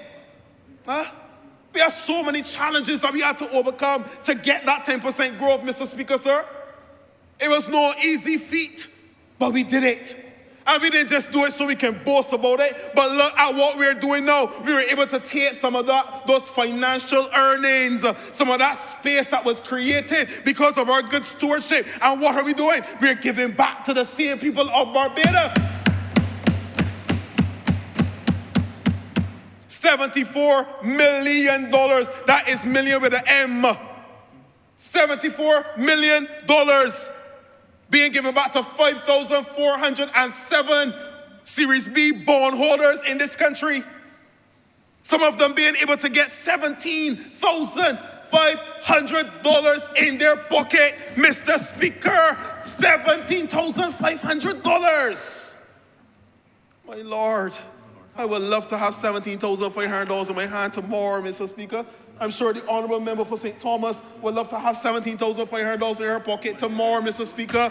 I now wish I had some of these Series B bonds, Mr. Speaker. $17,500 in the person's hands in their bank account that they can then use as they see fit. They can now invest in repairing their home. They can repair the car that has been a little bit tired. They can change their wardrobe. They can invest in more bonds, Mr. Speaker. Boss bonds, if you please. I'll put down, oh my word, thank you, Honourable Member for St. James Central. They can now deposit, that is a deposit for a piece of land for some of the people in St. Michael North, Mr. Speaker. Hope House. Yes, a Hope House. And there's so many of them coming. Because the Honourable Member for St. George South is busily working hard at work to ensure that we can build out Hope housing for the people not only of St. Michael North, who I hope will get a good share, but all of the people of Barbados as well, Mr. Speaker, sir. Not only that, but we took the money from our good financial stewardship and we're investing $8.5 million, Mr. Speaker, in expanding the dormitories where at the Barbados Youth Advanced Corps. Mr. Speaker, we are investing in our young people and in our future. And we go further, sir, we're also maintaining the Community Elder Care Program. A program that, yes, costs us multi-millions of dollars every single year. But, Mr. Speaker, one that we have come to recognize that has tremendous and significant benefits. You heard the Honourable Member who spoke before me for St. Andrew say it's not just about giving them company and spending time with these elderly members of our society. Yesterday's children, as they're referred to.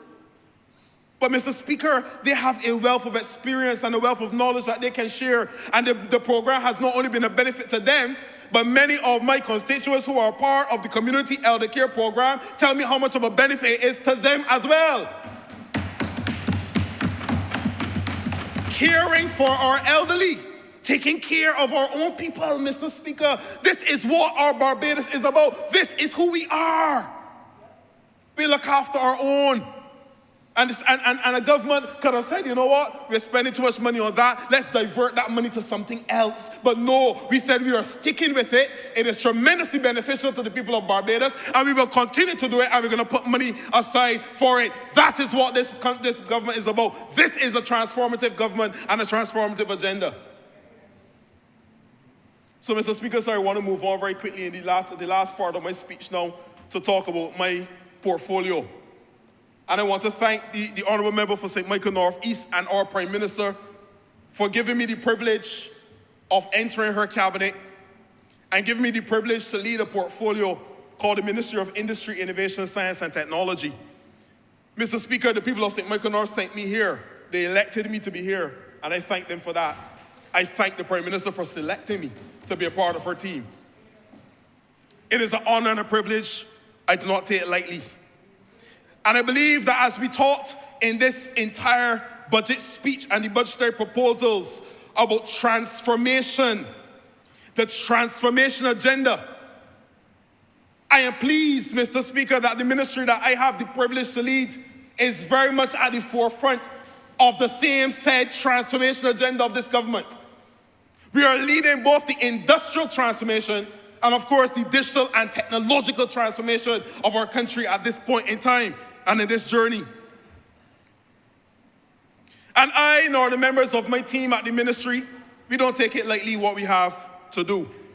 We get up every single day and come to work, seeking to drive this transformation, seeking to do what we can to move our country forward. And Mr. Speaker, I want to say here right at the outset that change sometimes is very difficult. It oftentimes is very difficult. There's a saying that goes, the only thing constant in life is change. But change, unfortunately, is one of those things that people sometimes have great trepidation in facing and coming to grips with. The nature of this ministry that I have to lead confronts change on a daily basis, so we know it well. We see the pushback that comes from the populace sometimes when we're seeking to introduce a new thing, a new initiative. Because there's always going to be some reservation, some hesitation, some fear. So this ministry gets the brunt of that because we are at the forefront. We are the spear's tip relative to pushing change and pushing transformation. It has not been an easy journey in that regard. And as I reflected, Mr. Speaker, I go right back to the Word of God again. And I'm reminded of a portion of Scripture that says, I can do all things through Christ who gives me strength. I can do all things through Christ who gives me strength. And I'm also reminded of another portion of Scripture that says, even children become tired and need to rest. And young people trip, Honourable Member for St. Thomas, and fall. But the people who trust the Lord will become strong again. They will rise up as an eagle in the sky. They will run and not need rest. Sir, they will walk and not become tired. Mr. Speaker, it's a long journey, but we are going to rise up again, and we are going to rise and we are going to soar like the eagles with the help of God, because we're going to put our trust in God. I intend, Mr. Speaker, as one leading this ministry, to continue to put our expectation in Him. Not an easy road, but I know that and I'm confident that we will accomplish what we have to accomplish. What are we doing in midst? On the industrial side of this transformation agenda, Mr. Speaker, sir, through our state-owned enterprise, Export Barbados, also known as BIDC, and through our industry partners, we have been steadily chipping away at and strengthening existing industries in our country, all the while, Mr. Speaker, seeking to find, position, and build out even new industries in our country. And one of the first things I want to bring your attention to is the very transformation of that state-owned enterprise itself. Everyone knew BIDC for many years. People call it IDC, BIDC. People had other names for it. It depends on how long you've been around. You had different names for BIDC. But we're in the process of a complete transformation, not just a name change, Mr. Speaker, which has already passed cabinet and is going to come through this legislative house very soon. But not only a name change, but indeed the entire organization and its approach to the transformation of our country. has been changed as well. We have moved from an organization that was simply focused on being a landlord of government's properties to now using those same properties as a place and as a spot for transformation of our country and our economy and our society. Mr. Speaker, the organization has pivoted and it is now oriented towards exports, moving our people from just domestic production to now moving those products off our shores so that we can earn the necessary foreign exchange and boost our gross domestic product, Mr. Speaker, sir. So the entire organization has been transformed. Our mindset, our approach, our focus has changed, and we are now, Mr. Speaker, we are zoomed in on. Our eyes are fixed on a target of building Barbados to the point where we are $1 billion in exports by 2030, if not before. $1 billion in exports. That is our focus. That is our aim. Industry is so much a part of our DNA, Mr. Speaker. You are familiar with the motto that is on our coat of arms: pride and industry. Industry has always been a bedrock of our country's ability to progress. Industry has driven us, manufacturing, small or big. I tell you, Mr. Speaker, you drive on the streets of Barbados, you see so much industry taking place. Our coconut vendors and the bottling and the packaging and the selling. You got packages now, you could get jelly, you could get the water, manufacturing. You have everybody making some juices. You got people turning all raw materials into finished products. Tremendous success. There's so much manufacturing, there's so much industry taking place in this country. It is not funny, Mr. Speaker, sir. And the goal of this portfolio, my ministry and the team at BADC Export Barbados, is to further enhance those industries, build them out, give them the support that they need, and also to bring even new industries to our country so that we can create job opportunities for the good people of St. Michael North and the people of Barbados by extension. That is the goal and work of this ministry every single day, Mr. Speaker. What has happened? From December 2022, we have certified exports, Mr. Speaker, and domestic exports that grew by 11.3% and 12.3% respectively over the previous year. So when you hear people, Mr. Speaker, out there talking about where's the growth? Where's the growth? Where's the growth? Where's the growth? Asking all these questions like, where's the growth? There is the growth, Mr. Speaker. 11.3 and 12% growth in 1 year in our exports. You could want more growth than that. But that's growth, Mr. Speaker. Or you could be asking for growth all the time, and the growth right there in the numbers. The results speak for themselves. Not only that, Mr. Speaker.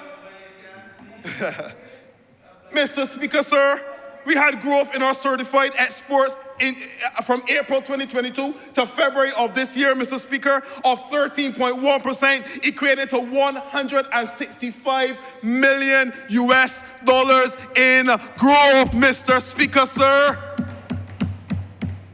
I mean, where the growth is, there is the growth.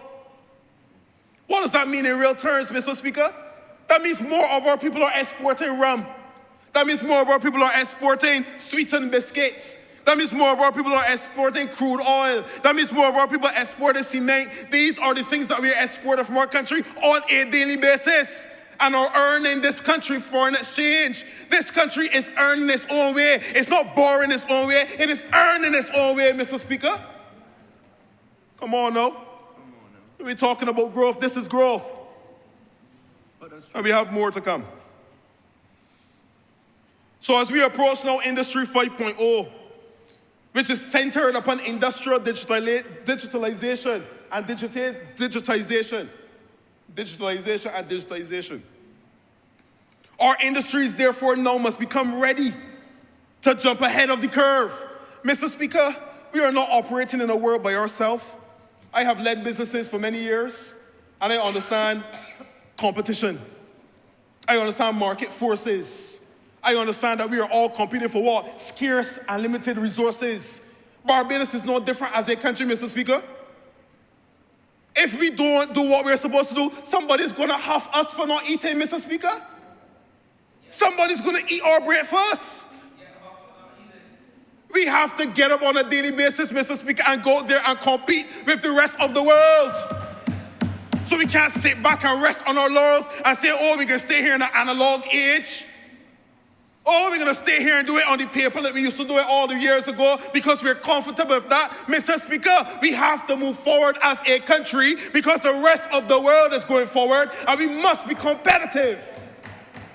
All I remember, you have 2 more minutes. Oh, my word. Time has elapsed quick. Oh, okay. Well, let me move on quickly. Thank you for your indulgence, Mr. Speaker. So what are we doing now? We're focusing on the life sciences. The life sciences. And the life sciences really just talk about anything that has to do with a living organism. So you have rum that's produced from what? Sugar cane, etc. All that is the life sciences. But we're going to be focusing even more strategically on our life sciences build out over the next year, Mr. Speaker, sir. We have already received the report from a consulting firm. And we have that report in hand. That is going to cabinet. I'm going to bring that to cabinet very shortly. We're going to make our decisions as a cabinet, and we're going to then roll forward towards implementation relative to our rollout of the life sciences. And we're going to be focusing on 3 areas, Mr. Speaker, sir. On wellness, on biopharma and medical technology, agribusiness, and the blue economy. Agribusiness and the blue economy. If we're to be specific, we're focusing on women's health. We're focusing on diabetes treatment and prevention, Mr. Speaker. We're focusing on medical education, recovery, and rehab.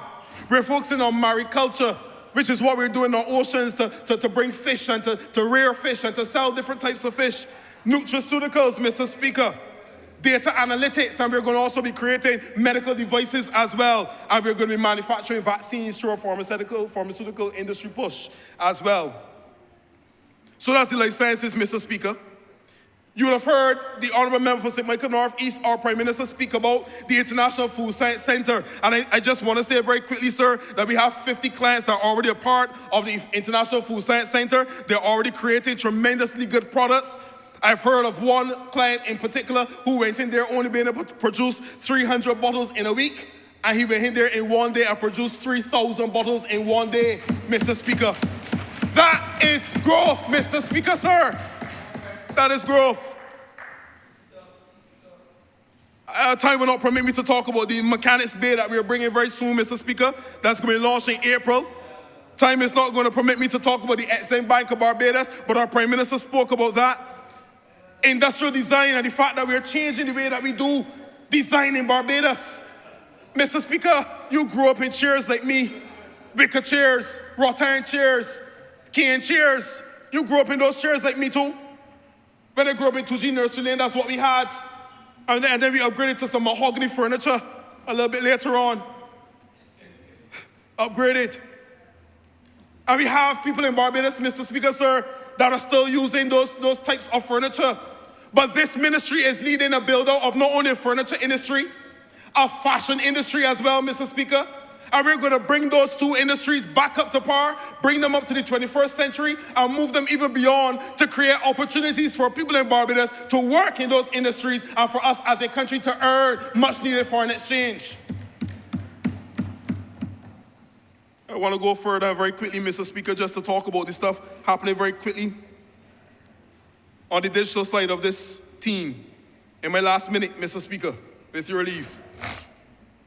The National Digital Strategy, a strategy that will encompass all that we're doing as a government, how we do government as a digital space, in a digital space, how we roll out digital services, a platform that will, and a strategy and a policy framework that will tell us how do we do this in the safest possible way. That National Digital Strategy is well advanced and is going to be submitted by the end of this month to then go to Cabinet for its approval and its insight as well. We're digitizing government as well. Millions of records have already been digitized, Mr. Speaker. We have had some delays because of environmental challenges, but during the course of this month, we expect the digitization center to be fully back up, fully running, and of course, delivering on the vision of digitization for our country. Moving on very quickly, my last thing, the e-services platform.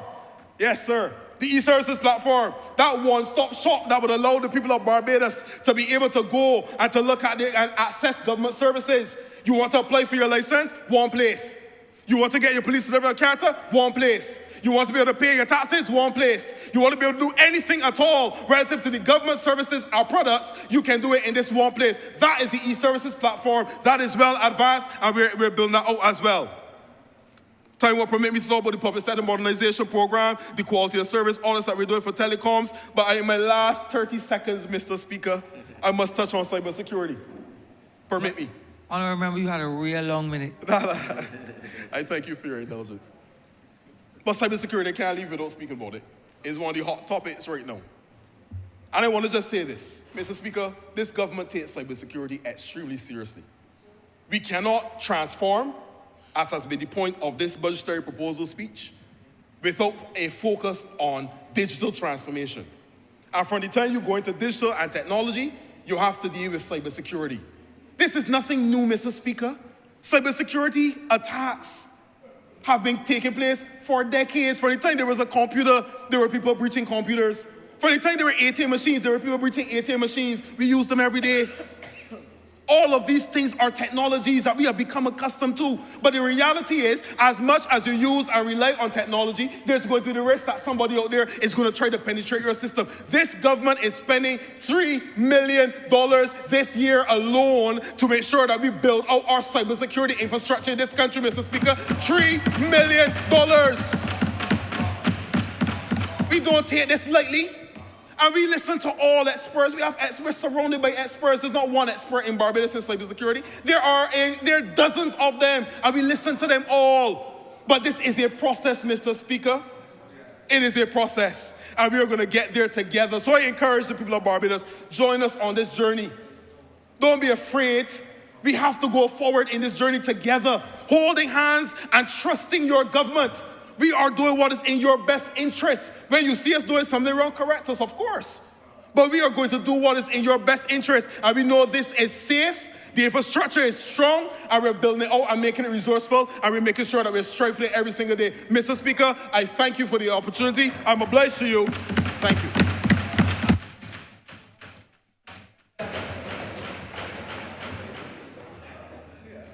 Honourable member for St. George South. Thank you, Mr. Speaker. And, you know, while I would want the chamber not to cool down, it's been very hot in here this morning. And I want to thank those members who spoke before me this morning and yesterday. Indeed, Mr. Speaker, I will say to the country, it is well with my soul. But I want to go where I went, Mr. Speaker, on Sunday, and I celebrated along with the member for St. Michael Southeast and the member for St. James North, a decade of service to this country, and for me, going home, a decade of service to the people of St. George South. And Mr. Speaker, at that service, I go to the scriptures as well, just like my colleagues. And I reference Luke 12:48. And this chapter brings me back to humility. And it's very humbling in that it represents who we are as a government and who I am as a servant of the people.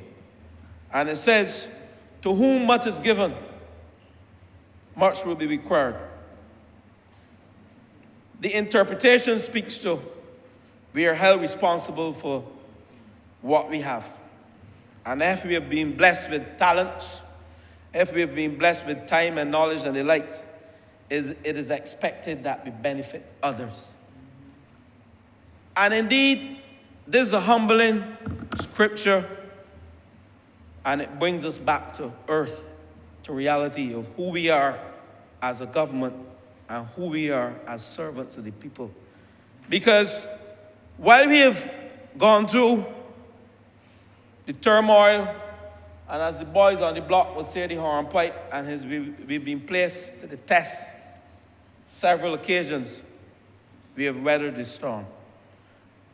And Mr. Speaker, the budgetary proposals laid in this chamber on Tuesday evening by the member for St. Michael Northeast was indeed humbling, because while we didn't dwell on the history, but we referenced where we came from, where we are, and where we are going as a government, as a servant of the people. And Mr. Speaker, the objective in my interpretation of those budgetary proposals, mission transformation, is consistent with what we have embarked upon, or what we embarked upon in 2018 when we came to office. Building the human and social capital of this country and a sustainable economy. That is what I saw when I came to public life as a servant to the people. And that is what I saw in the Honourable Member for St. Michael Northeast as she led this team from 28 to present. And the year 2018 for us as a government was indeed an eye-opener, because even though we were in opposition prior to 2018, I'm certain, just like me, some of us were shocked when we were given our portfolios. Mine was commerce and business. My good friend, the blue economy from St. Michael South, the consistency in the member for St. Philip South, the member for Christchurch West Central, he had youth and community empowerment. And I'm sure we had an eye-opening. Remember, for St. Michael Southeast had education. And my good friend for St. James Central, he had that Ministry of Tourism that is now taken off thanks to the member for St. Michael West Central. And my senior minister had that Ministry of Public Works and Transport. And while we were working to enter government, I am certain we were surprised. We were caught surprised at the state and the conditions of government when we came to office. To the point that 4 weeks of import cover, $441 million of import cover. I recall standing in a car park with a retailer in this country who said to me, Minister, I could not, over the last 3 years, go to the central bank and get foreign exchange to bring in goods in this country. And the member for St. Michael West can tell you, because he engaged in retail and wholesale, and he can tell you it is true. That businessman stood up and he told me, it is hard, I can't get foreign exchange to bring in goods and services. And while we continue to battle with the supply chain crisis as a small import-dependent nation who has to wait on the mega suppliers and shippers to sustain our existence, we have reached a stage right now that we can begin to talk about mission transformation. We have weathered the storm. We have withstood the high international inflation and fuel oil prices. We continue to be buoyant in the face of the struggle, I don't want to say a war, between Ukraine and Russia. We continue to keep our heads above the water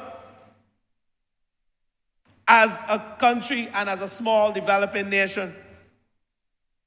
And Mr. Speaker, while I started with "to much is given, much is expected," it is true that we as a government, we have to lead the country And there will always be naysayers who will criticize us. But reference Luke 12:48. Whenever you are in despair or whenever you feel dejected, you have been chosen by the people to look after their affairs and their business. You have been chosen by the people of this country to lead. And that is what we are doing as a government. And I want to thank the member for St. Michael North West again. I'm not going to dwell there because all the members went through all the budgetary proposals yesterday, this morning. But I want to go shortly into what the Ministry of Housing, Lands and Maintenance, what is their role in mission transformation? What is the role of the National Housing Corporation in mission transformation? That is where I want to go. Because at the end of the day, we can mention all of the budgetary proposals, but where do we fit into that in our various ministries? Now I'm dressed boldly this morning because this is a statement that I'm making. It's a statement of me being out the box and doing things differently. This is a statement of me representing this team, not maintaining the status quo. Because we cannot talk about mission transformation and sit in a box. So this is a bold statement as to who we are as a government and who we are as parliamentary representatives for the people of St. George and the member for St. Michael South Central for the people in St. Michael, Carrington Village and Britain Hill and those. I just call her name because I'm looking at her. It's a bold statement this morning that I'm making. But Mr. Speaker, I heard the member for St. Michael West Central spoke about airlift. We're talking about growth, and this member is about to increase seats coming out of the US, JetBlue twice per day, up from 2022 by 12,000 seats out of the UK. Then we're talking about flights in the Caribbean. Caribbean airlift only this morning, member for St. Michael West Central. I opened my phone and the first thing that came up, a flight going to St. Kitts. When last we had that? Years now. I know a man, thanks to the member for St. Michael South Central, he went to Brazil like Millie. He went to Brazil. The member for St. James, the former member, former minister, member for St. Michael West Central, he went to Brazil. But he come back like poor Millie with the wire wrap around his face and he raised the cut of all his face. He ain't come back with the seats, the airlift, nothing. And now he's seeking to challenge the good member for St. Michael South Central. They talk about the former member for St. Michael South Central, who is now defunct and who will never return to public life again as a result because of you, the member for St. Michael's, the current member. But I go there because that is our main income earner. Tourism. And while I will go into housing, if that industry is not booming, they say a crap or a smoke or a pipe. Gollywog, you call it? Wallywog. Crap or smoke or a pipe. In Bajan parlance, I can use a lot of that this morning because the people from the blocks in St. George and St. Michael understand those terms. And the city, crap or smoke your pipe if the tourism sector ain't booming. The member for Christchurch, East Central will be pulling out the hair he ain't got if that industry ain't booming. My good friend and constituent, he's laughing. So, Mr. Speaker, I move to something that excites me. It excites me. On page 37 of these budgetary proposals, creating a unit trust corporation, and the member, the man I call the ID card man on Sunday, and the members of the Elton Wesley Holiness Church stood up and clapped. Some stood up and clapped because they recognized the ID card man, the member for St. Michael North. He was there with me at church on Sunday. He spoke about this, creating a unit trust corporation to mobilize domestic savings. To mobilize domestic savings. To give ordinary Barbadians a return on investment. But that is not all. We spoke about a growth council, focusing somebody coming to work every day on a national growth council. One of the world-renowned actuaries, he will be focusing on this to trigger growth and look at the obstacles of growth. Now, when you can sit on the sidelines and say, and I'm ashamed of some persons who claim they are in academia and have doctorates and who can read the budgetary proposals to see that it is not, you don't get growth, you don't announce growth and it just show up. You have to put a strategy in place, you have to put the framework in place. These budgetary proposals have put all these things in place. The National Growth Council, $30 million in BIDC Industrial Park member for St. Michael North. And of course, the one that I love, creating the Unit Trust Corporation for the ordinary man to invest and earn a return on his investment. We are spending in this country increased capital spending of over $1 billion in the private sector in this country. And within government, $500 million in government activity. And you're telling me that will not renown to growth? We don't borrow money to just pay bills. We borrow money for growth, to invest, capital works, expenditure, so we can see a return, what we borrowed for.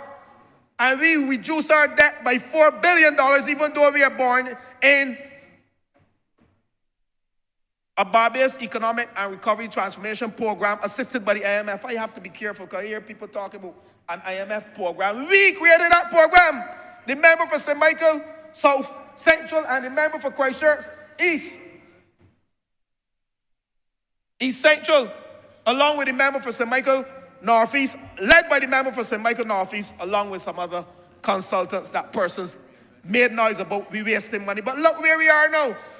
Look where we are now. This is not an IMF program. This is a Barbados Economic Recovery and Transformation Program that we handed to the IMF and asked them to help us. Let us get it right, people. Let us get it right. Let us get it right. Because much was given to us by the Almighty, and He expected us to do that for the people in this country. $2 million in the fashion industry. I recall as the Minister of Commerce some years ago, I loved that ministry. Ronnie Earl said, die in the money. Oh boy, leave him. Father, forgive him because he knows not what he says. He doesn't understand. I forgive him. $2 million in the fashion industry. We as a government, I recall, don't let me lose my train of thought, I recall giving a speech in Queen's Park at one of the few fashion events, looking at the apparel industry, the design. Miss Harewood was in charge, and I spoke about this is one of the industries that we need to revive. And today, I'm saying $2 million investing in the fashion industry. And this is lovely because I want to wear something bold like this, made in Barbados, to come and make a statement. I want to do it. But Mr. Speaker, I back to my question that I asked the chamber and I asked myself, how does the Ministry of Housing, Lands and Maintenance fit into this program? Now, Mr. Speaker, let me go to an area that is really not sexy, land administration. It is one that persons, when you hear about the Ministry of Housing, Lands and Maintenance, persons always think about housing and building houses. But I want to go to the non-sexy area, land administration. In 1980, the Property Act was enacted. And basically, we saw back in 1980, at the time, lawyers for buyers and sellers of land were signing agreements. That took some 90 days. And I have the members of the Ministry of Housing, Lands and Maintenance team here who helped me prepare my brief. I want to thank the members of this ministry for the work they're doing on behalf of this government. It took some 90 days to engage in a land transaction as a lawyer. That is in 1980 under the Property Act. But in 1988, I think, that is when you had the Land Registration Act that came into operation. And we expected that by 1988, we would be world class, we would be fully digitized, and we would be operating in an era whereby it takes 7 days to engage buyer and seller of land to complete a transaction. That did not happen.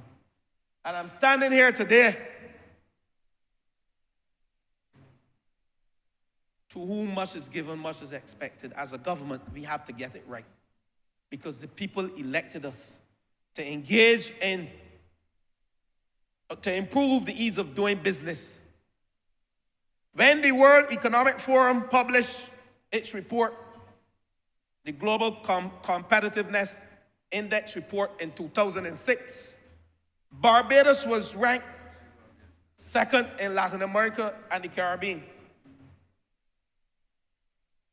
Barbados was also ranked fourth out of 125 countries in the Western Hemisphere, beaten only by Chile, Canada, and the United States of America. But we plummeted down to 77th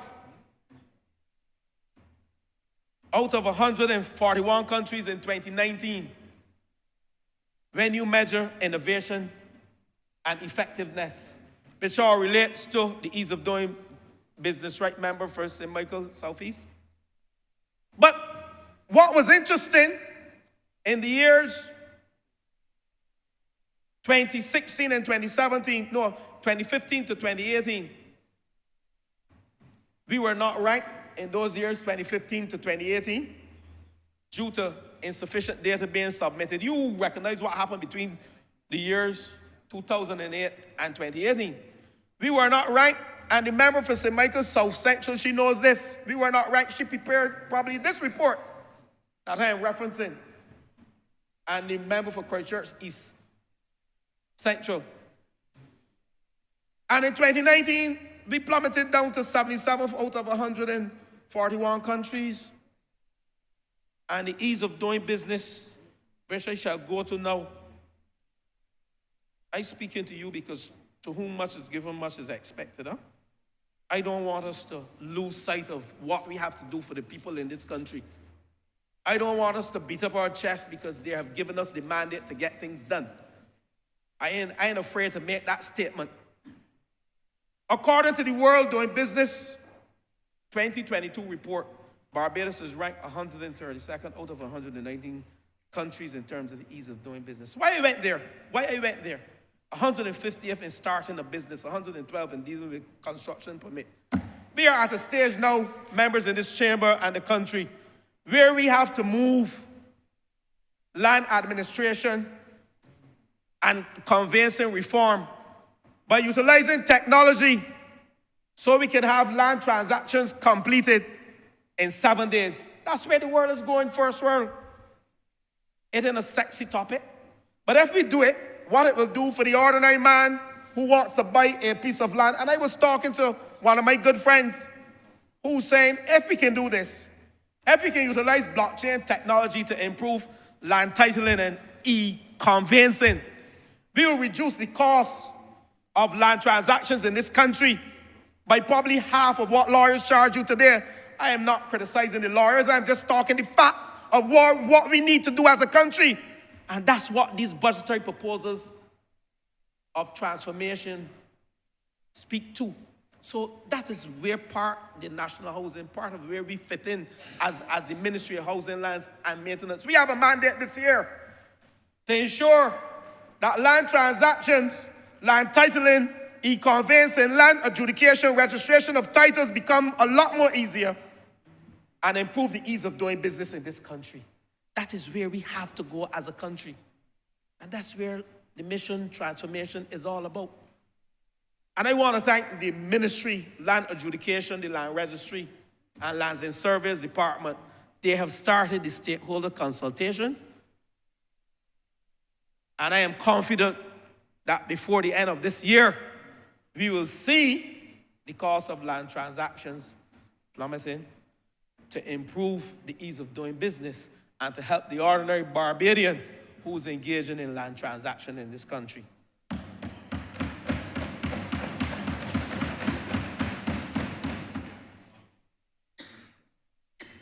I started there, Mr. Speaker, because one must understand that while we are charged with building houses, it's not the only thing we do in the Ministry of Housing, Lands, and Maintenance. But I go now to, again, what is our mandate as a ministry and as an SOE, the National Housing Corporation. One will support me in saying that housing is an exemplary expression of the prosperity of a nation, of a society. And it determines the health and the wealth of a nation. It is an exemplary expression of the prosperity of a nation. Poor housing is a social decay, and ill health is associated with poor housing. It is. So, Mr. Speaker, we have to look at ways in which persons will live in this country, be productive, have a peace of mind, happiness, health. These are fundamental as it relates to housing, to impacting the ordinary man. You ever spoke to a vagrant yet? Most of what they're saying to you, they want two things: something to eat or somewhere to live. And check the history of this country and you will see the homeless people are the ones who are the most vulnerable. They don't have any place to go. A home is where you pay taxes from, where you vote. People send you correspondence to home. They don't send you to in this parliament. The member for St. Peter, he has a home in Fort Hill. Correspondence, unless it is parliamentary associated, it goes to your home. Even that too. Rose Hill. Thank you, he corrected me. So, Mr. Speaker, this government has embarked upon a silent revolution. Prior to these budgetary proposals of building a minimum of 10,000 houses in this country. And I want to thank my good friend, my senior minister, the member for Christchurch West, who supports me daily and who started this journey of providing housing solutions. And the member before him, and I want the chamber to clap for this member, the former member for St. Andrew, my very good friend, George Walton Payne, who deserves a hand in this chamber, who led the charge when we came to office. So, Mr. Speaker, this silent revolution has started. And this year, Mr. Speaker, in a few weeks, we are charged to produce some 1,500 housing solutions this year. And through the grace of God, to whom much is given, much is expected. While we have not reached that 1,500 target in our first year, I'm proud to report that in a couple of weeks, we would have reached the 1,100 number as a result of the rebuilds in Hurricane Elsa. Thanks to the team who worked hard in ensuring that the Catastrophe Fund Act was amended so we can access monies to build houses for those persons who have been affected in the Hurricane Elsa and the freak storm. And I look at the member for St. Philip West, because I went to Brereton with my team sometime, and you have at least, when we count them, there are like 15 houses in Brereton. You should visit Brereton in a few weeks' time and hug up the people and let them hug you up, because the good news across the country that having amended the Catastrophe Fund Act, we will increase this number close to 1,200, because we have some 300 houses there. They have started. 257 of them have started. And as a result of this government, the transformation agenda, we'll be able to complete all of the Hurricane Elsa projects before the next hurricane season across Barbados by the three agencies, UDC, RDC, and National Housing Corporation. But Mr. Speaker, we have traveled the length and breadth of this country, and I could not view it on my iPad, so I had to print it. I hate to use paper, and I'm sorry, because the member for St. Michael North, I'm terribly sorry. But it's a huge document to show this country that we have sufficient land to build 10,000 plus houses over the next 4 years, because 1 year has passed already. And we're at the stage of engaging in infrastructural works. I want to say to my senior minister, the member for Christchurch West, his 20 units will start shortly, because the good news is I'm being told by the general manager that the tenders have been evaluated to start your road works, and thereafter your 20 units will be built in this year, 2023-2024.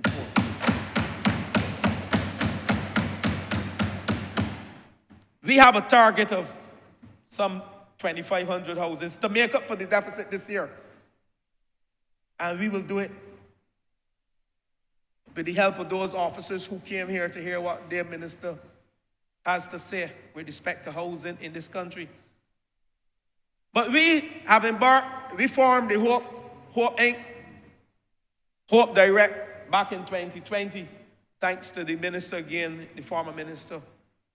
And the mandate then was for Hope to build houses for persons in the income bracket 2,000 to 4,000. We are a transformative government. We are dynamic. Things change weekly, daily. We have now adjusted that target grouping to persons earning between $2,500 and $5,500 per month net. Hope has started work at Vesper Gardens, and thus far in the constituency of St. James Central, and thus far they have built some 83 homes out of 152 there. All the other houses have started. Phase 2 has started, and we are confident that in this year, 2023-2024, Hope will build 2,000 houses as part of this silent revolution. Now, Hope has also taken on the mantle and the responsibility of building houses for low-income persons. Persons earning less than $2,500 net, income net, monthly. We had a show house in Queen's Park last year, AgriFest. It's not there now. That house has gone to a Hurricane Elsa victim in Bush Hall.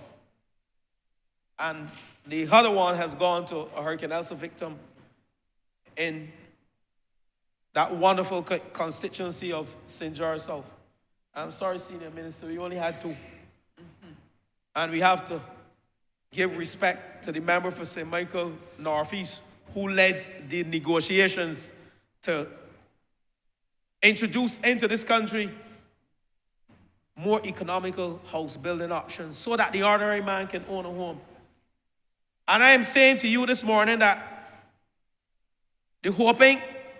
is utilizing photovoltaic to reduce the mortgage rate to the ordinary man homeowner, both in those 2 categories of under $2,500 and between $2,500 and $5,500. So the cost of a Jurvilla house, a 2-bedroom Jurvilla house, which would usually cost, when we add up all of the direct costs associated with getting the house here, $190,000.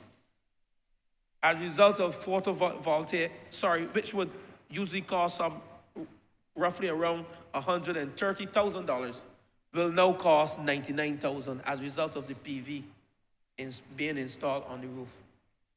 And a 3-bedroom, which would usually, as a result of the total direct cost associated with it, $145,000, will now cost $120,000. The Hope Direct homes, a 2-bedroom Hope Direct house at Vesper Garden, is being valued at $380,000. And the cost of that 2-bedroom, as a result of the innovation of this government to install photovoltaic on the roof to reduce the cost, because that will pay for the infrastructure and the land. A cost of the Hope Direct home now would be $190, where the $160 will give you equity in the house. That's a 2-bedroom. And a 3-bedroom will cost some $242, having valued at $415,000. Now, Mr. Speaker, if that is not transformational, I don't know what is. Because, Mr. Speaker, you recall there were some days and some years when engineers in this country could not get work. I recall coming out of university in 1992 and could not get a job in this country as an engineer. I had to go and teach. Yes, I taught at that institution. A nice young lady was there. Member of St. Michael's South Central. She was there. Was always a very nice young lady. Still is a mature lady. Always nice. Yes, yes. And we had craftsmen who could not get a job in this country. Yes, chemistry and integrated science. Yes, of course. Who could not get a job in this country as a result of the lack of vision. They never had a transformation agenda, a transformative agenda. They never had one. So you had craftsmen sitting down home, skilled men without a job in this country for years. And we have embarked on a housing revolution. And now we are looking at a shortage of skills in this country. I want to thank the member for St. Philip West, the Construction Gateway Initiative, where we are now training what some persons are talking about as ash workers. They're more than ash workers. They're more than ash workers. I met with my group in some 3 weeks ago at the Ellerton Community Center.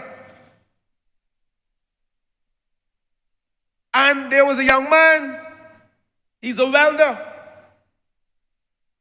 who's saying to me, I am hearing about going to Guyana.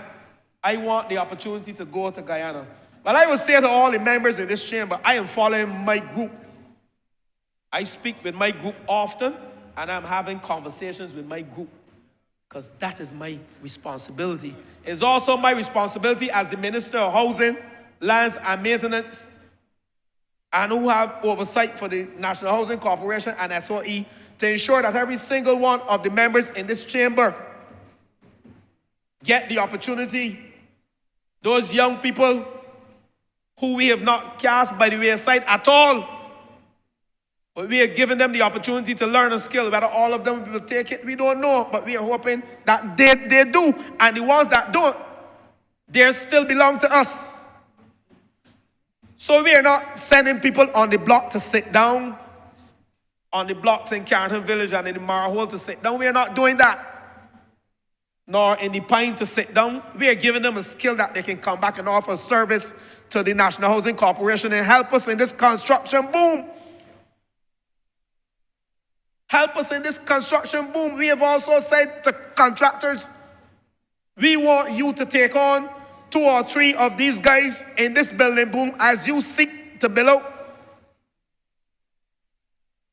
the 500 Hurricane Elsa rebuilds that we have left. They're about that 517 or so. We are asking you, let me get it right. I don't want to misquote anything, because there is something called the media who writes everything you say, and they might misinterpret. How much more rebuilds we have? We have a total of 495 rebuilds left. These will be done before the hurricane season. I want the country to know that 495 rebuilds. And we want to take those workers who have been enrolled at the SJPI, Samuel Jackman Prescott Institute, and the Barbados Vocational Training Board, and Barbados Community College, bring them on board with the skills, the artisans, to help us rebuild these houses. And then there are the Drovilla houses, the transfer of technology, the pre-cut houses, hardwood houses. We need skilled artisans to erect these houses. 1,000 houses a year coming here. As I speak to you, 18 houses are here from Drovilla, and 11 of those houses will be installed at Clifton in St. Philip, the member for St. Philip South. And then we are going to River Crescent, St. Philip North, sorry. Then we are going to River Crescent with another 25. But we have room across this country, and the most land we have is in St. Lucie. We are coming to St. Peter. We have land across the length and breadth of this country for these houses. We have to get the approvals quickly, and my good friend and senior minister is now responsible for planning and development, and I know without a shadow of a doubt that he will work with me to ensure that we get a fast turnaround time with these houses. But Mr. Speaker, don't let me keep dwelling on the houses, because the proof is in the eating of the pudding. And if you travel around the country, you will see what is going on. Let me move to a topic that I enjoy, urban regeneration. And why I am going there? I got you checking your watch.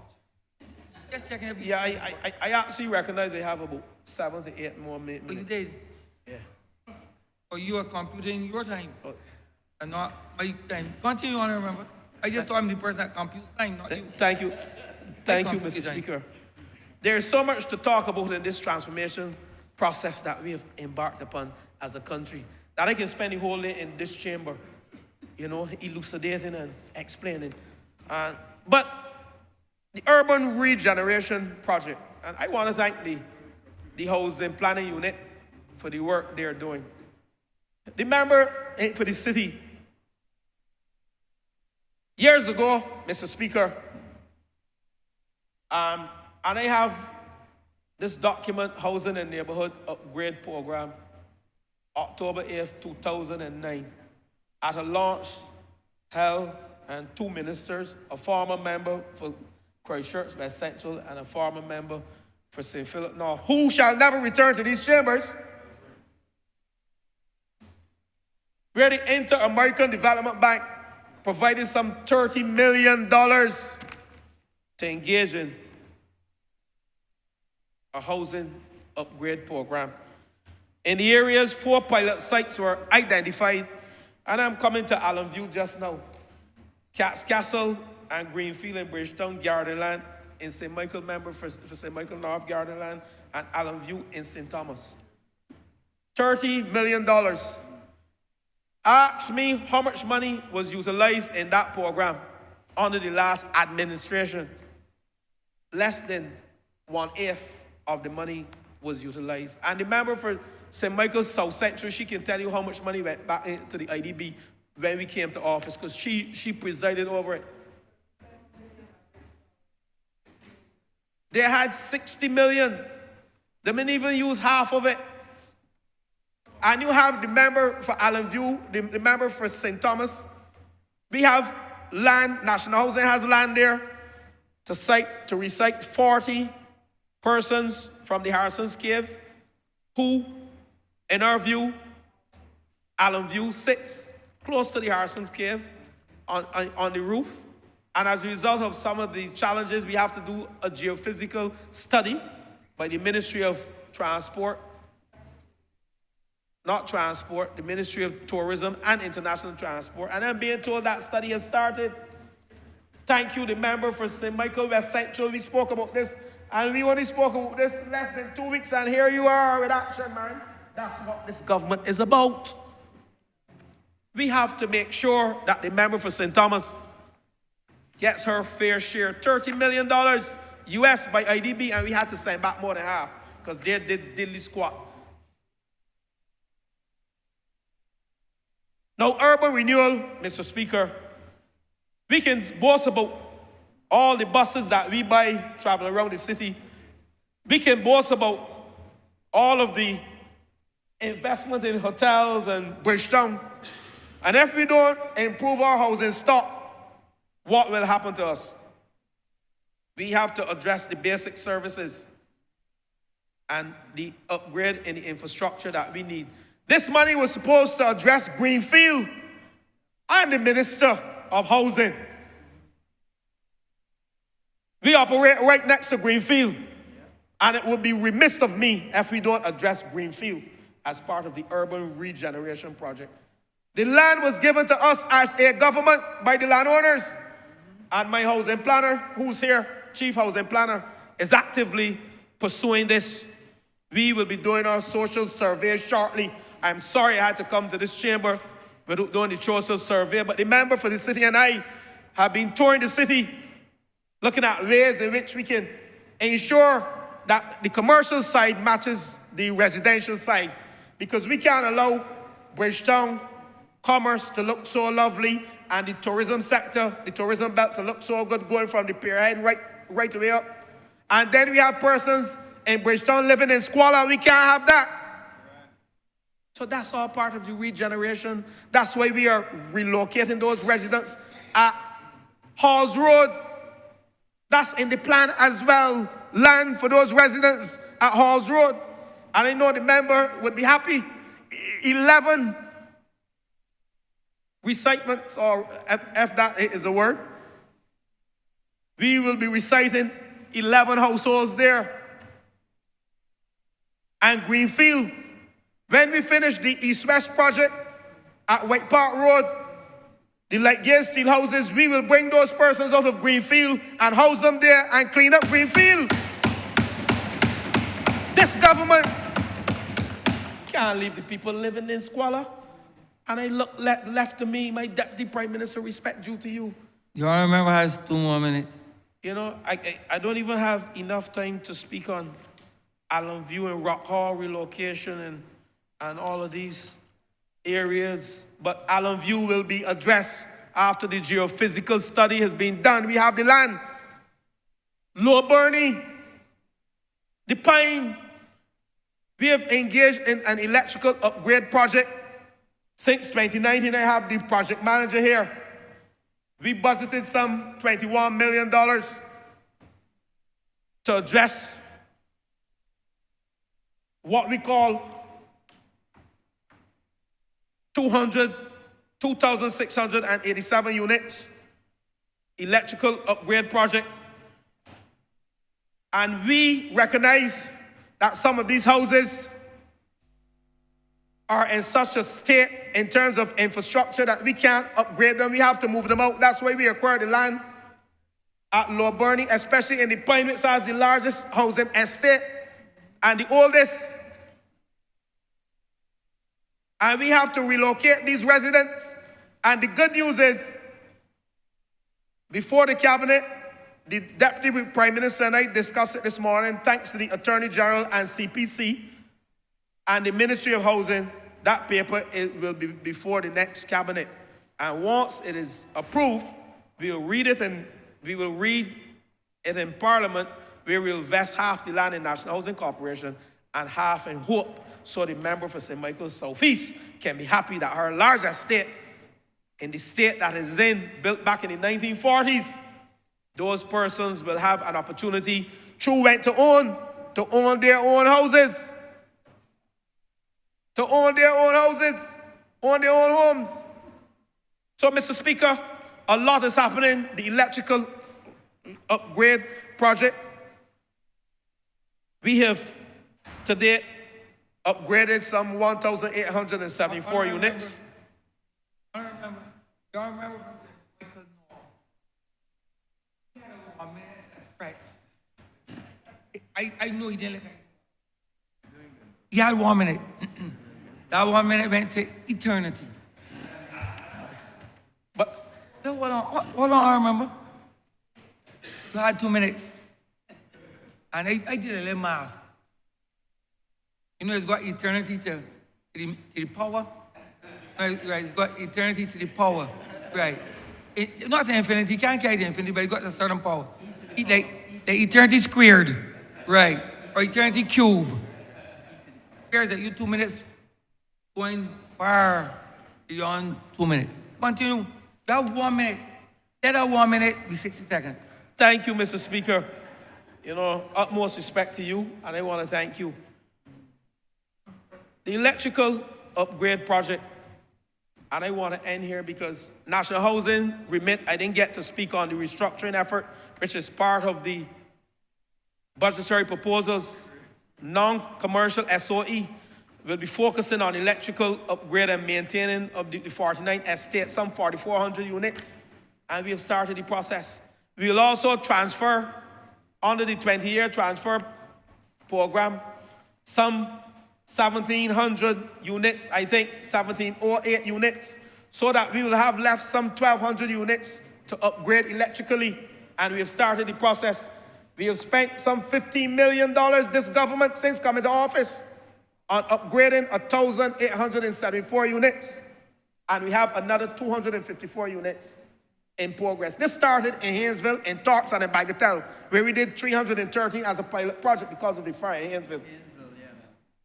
This government, when you question this government, what it has done and the money it has spent on its people, the ordinary man, housing units are persons who earning less than $1,500 per month.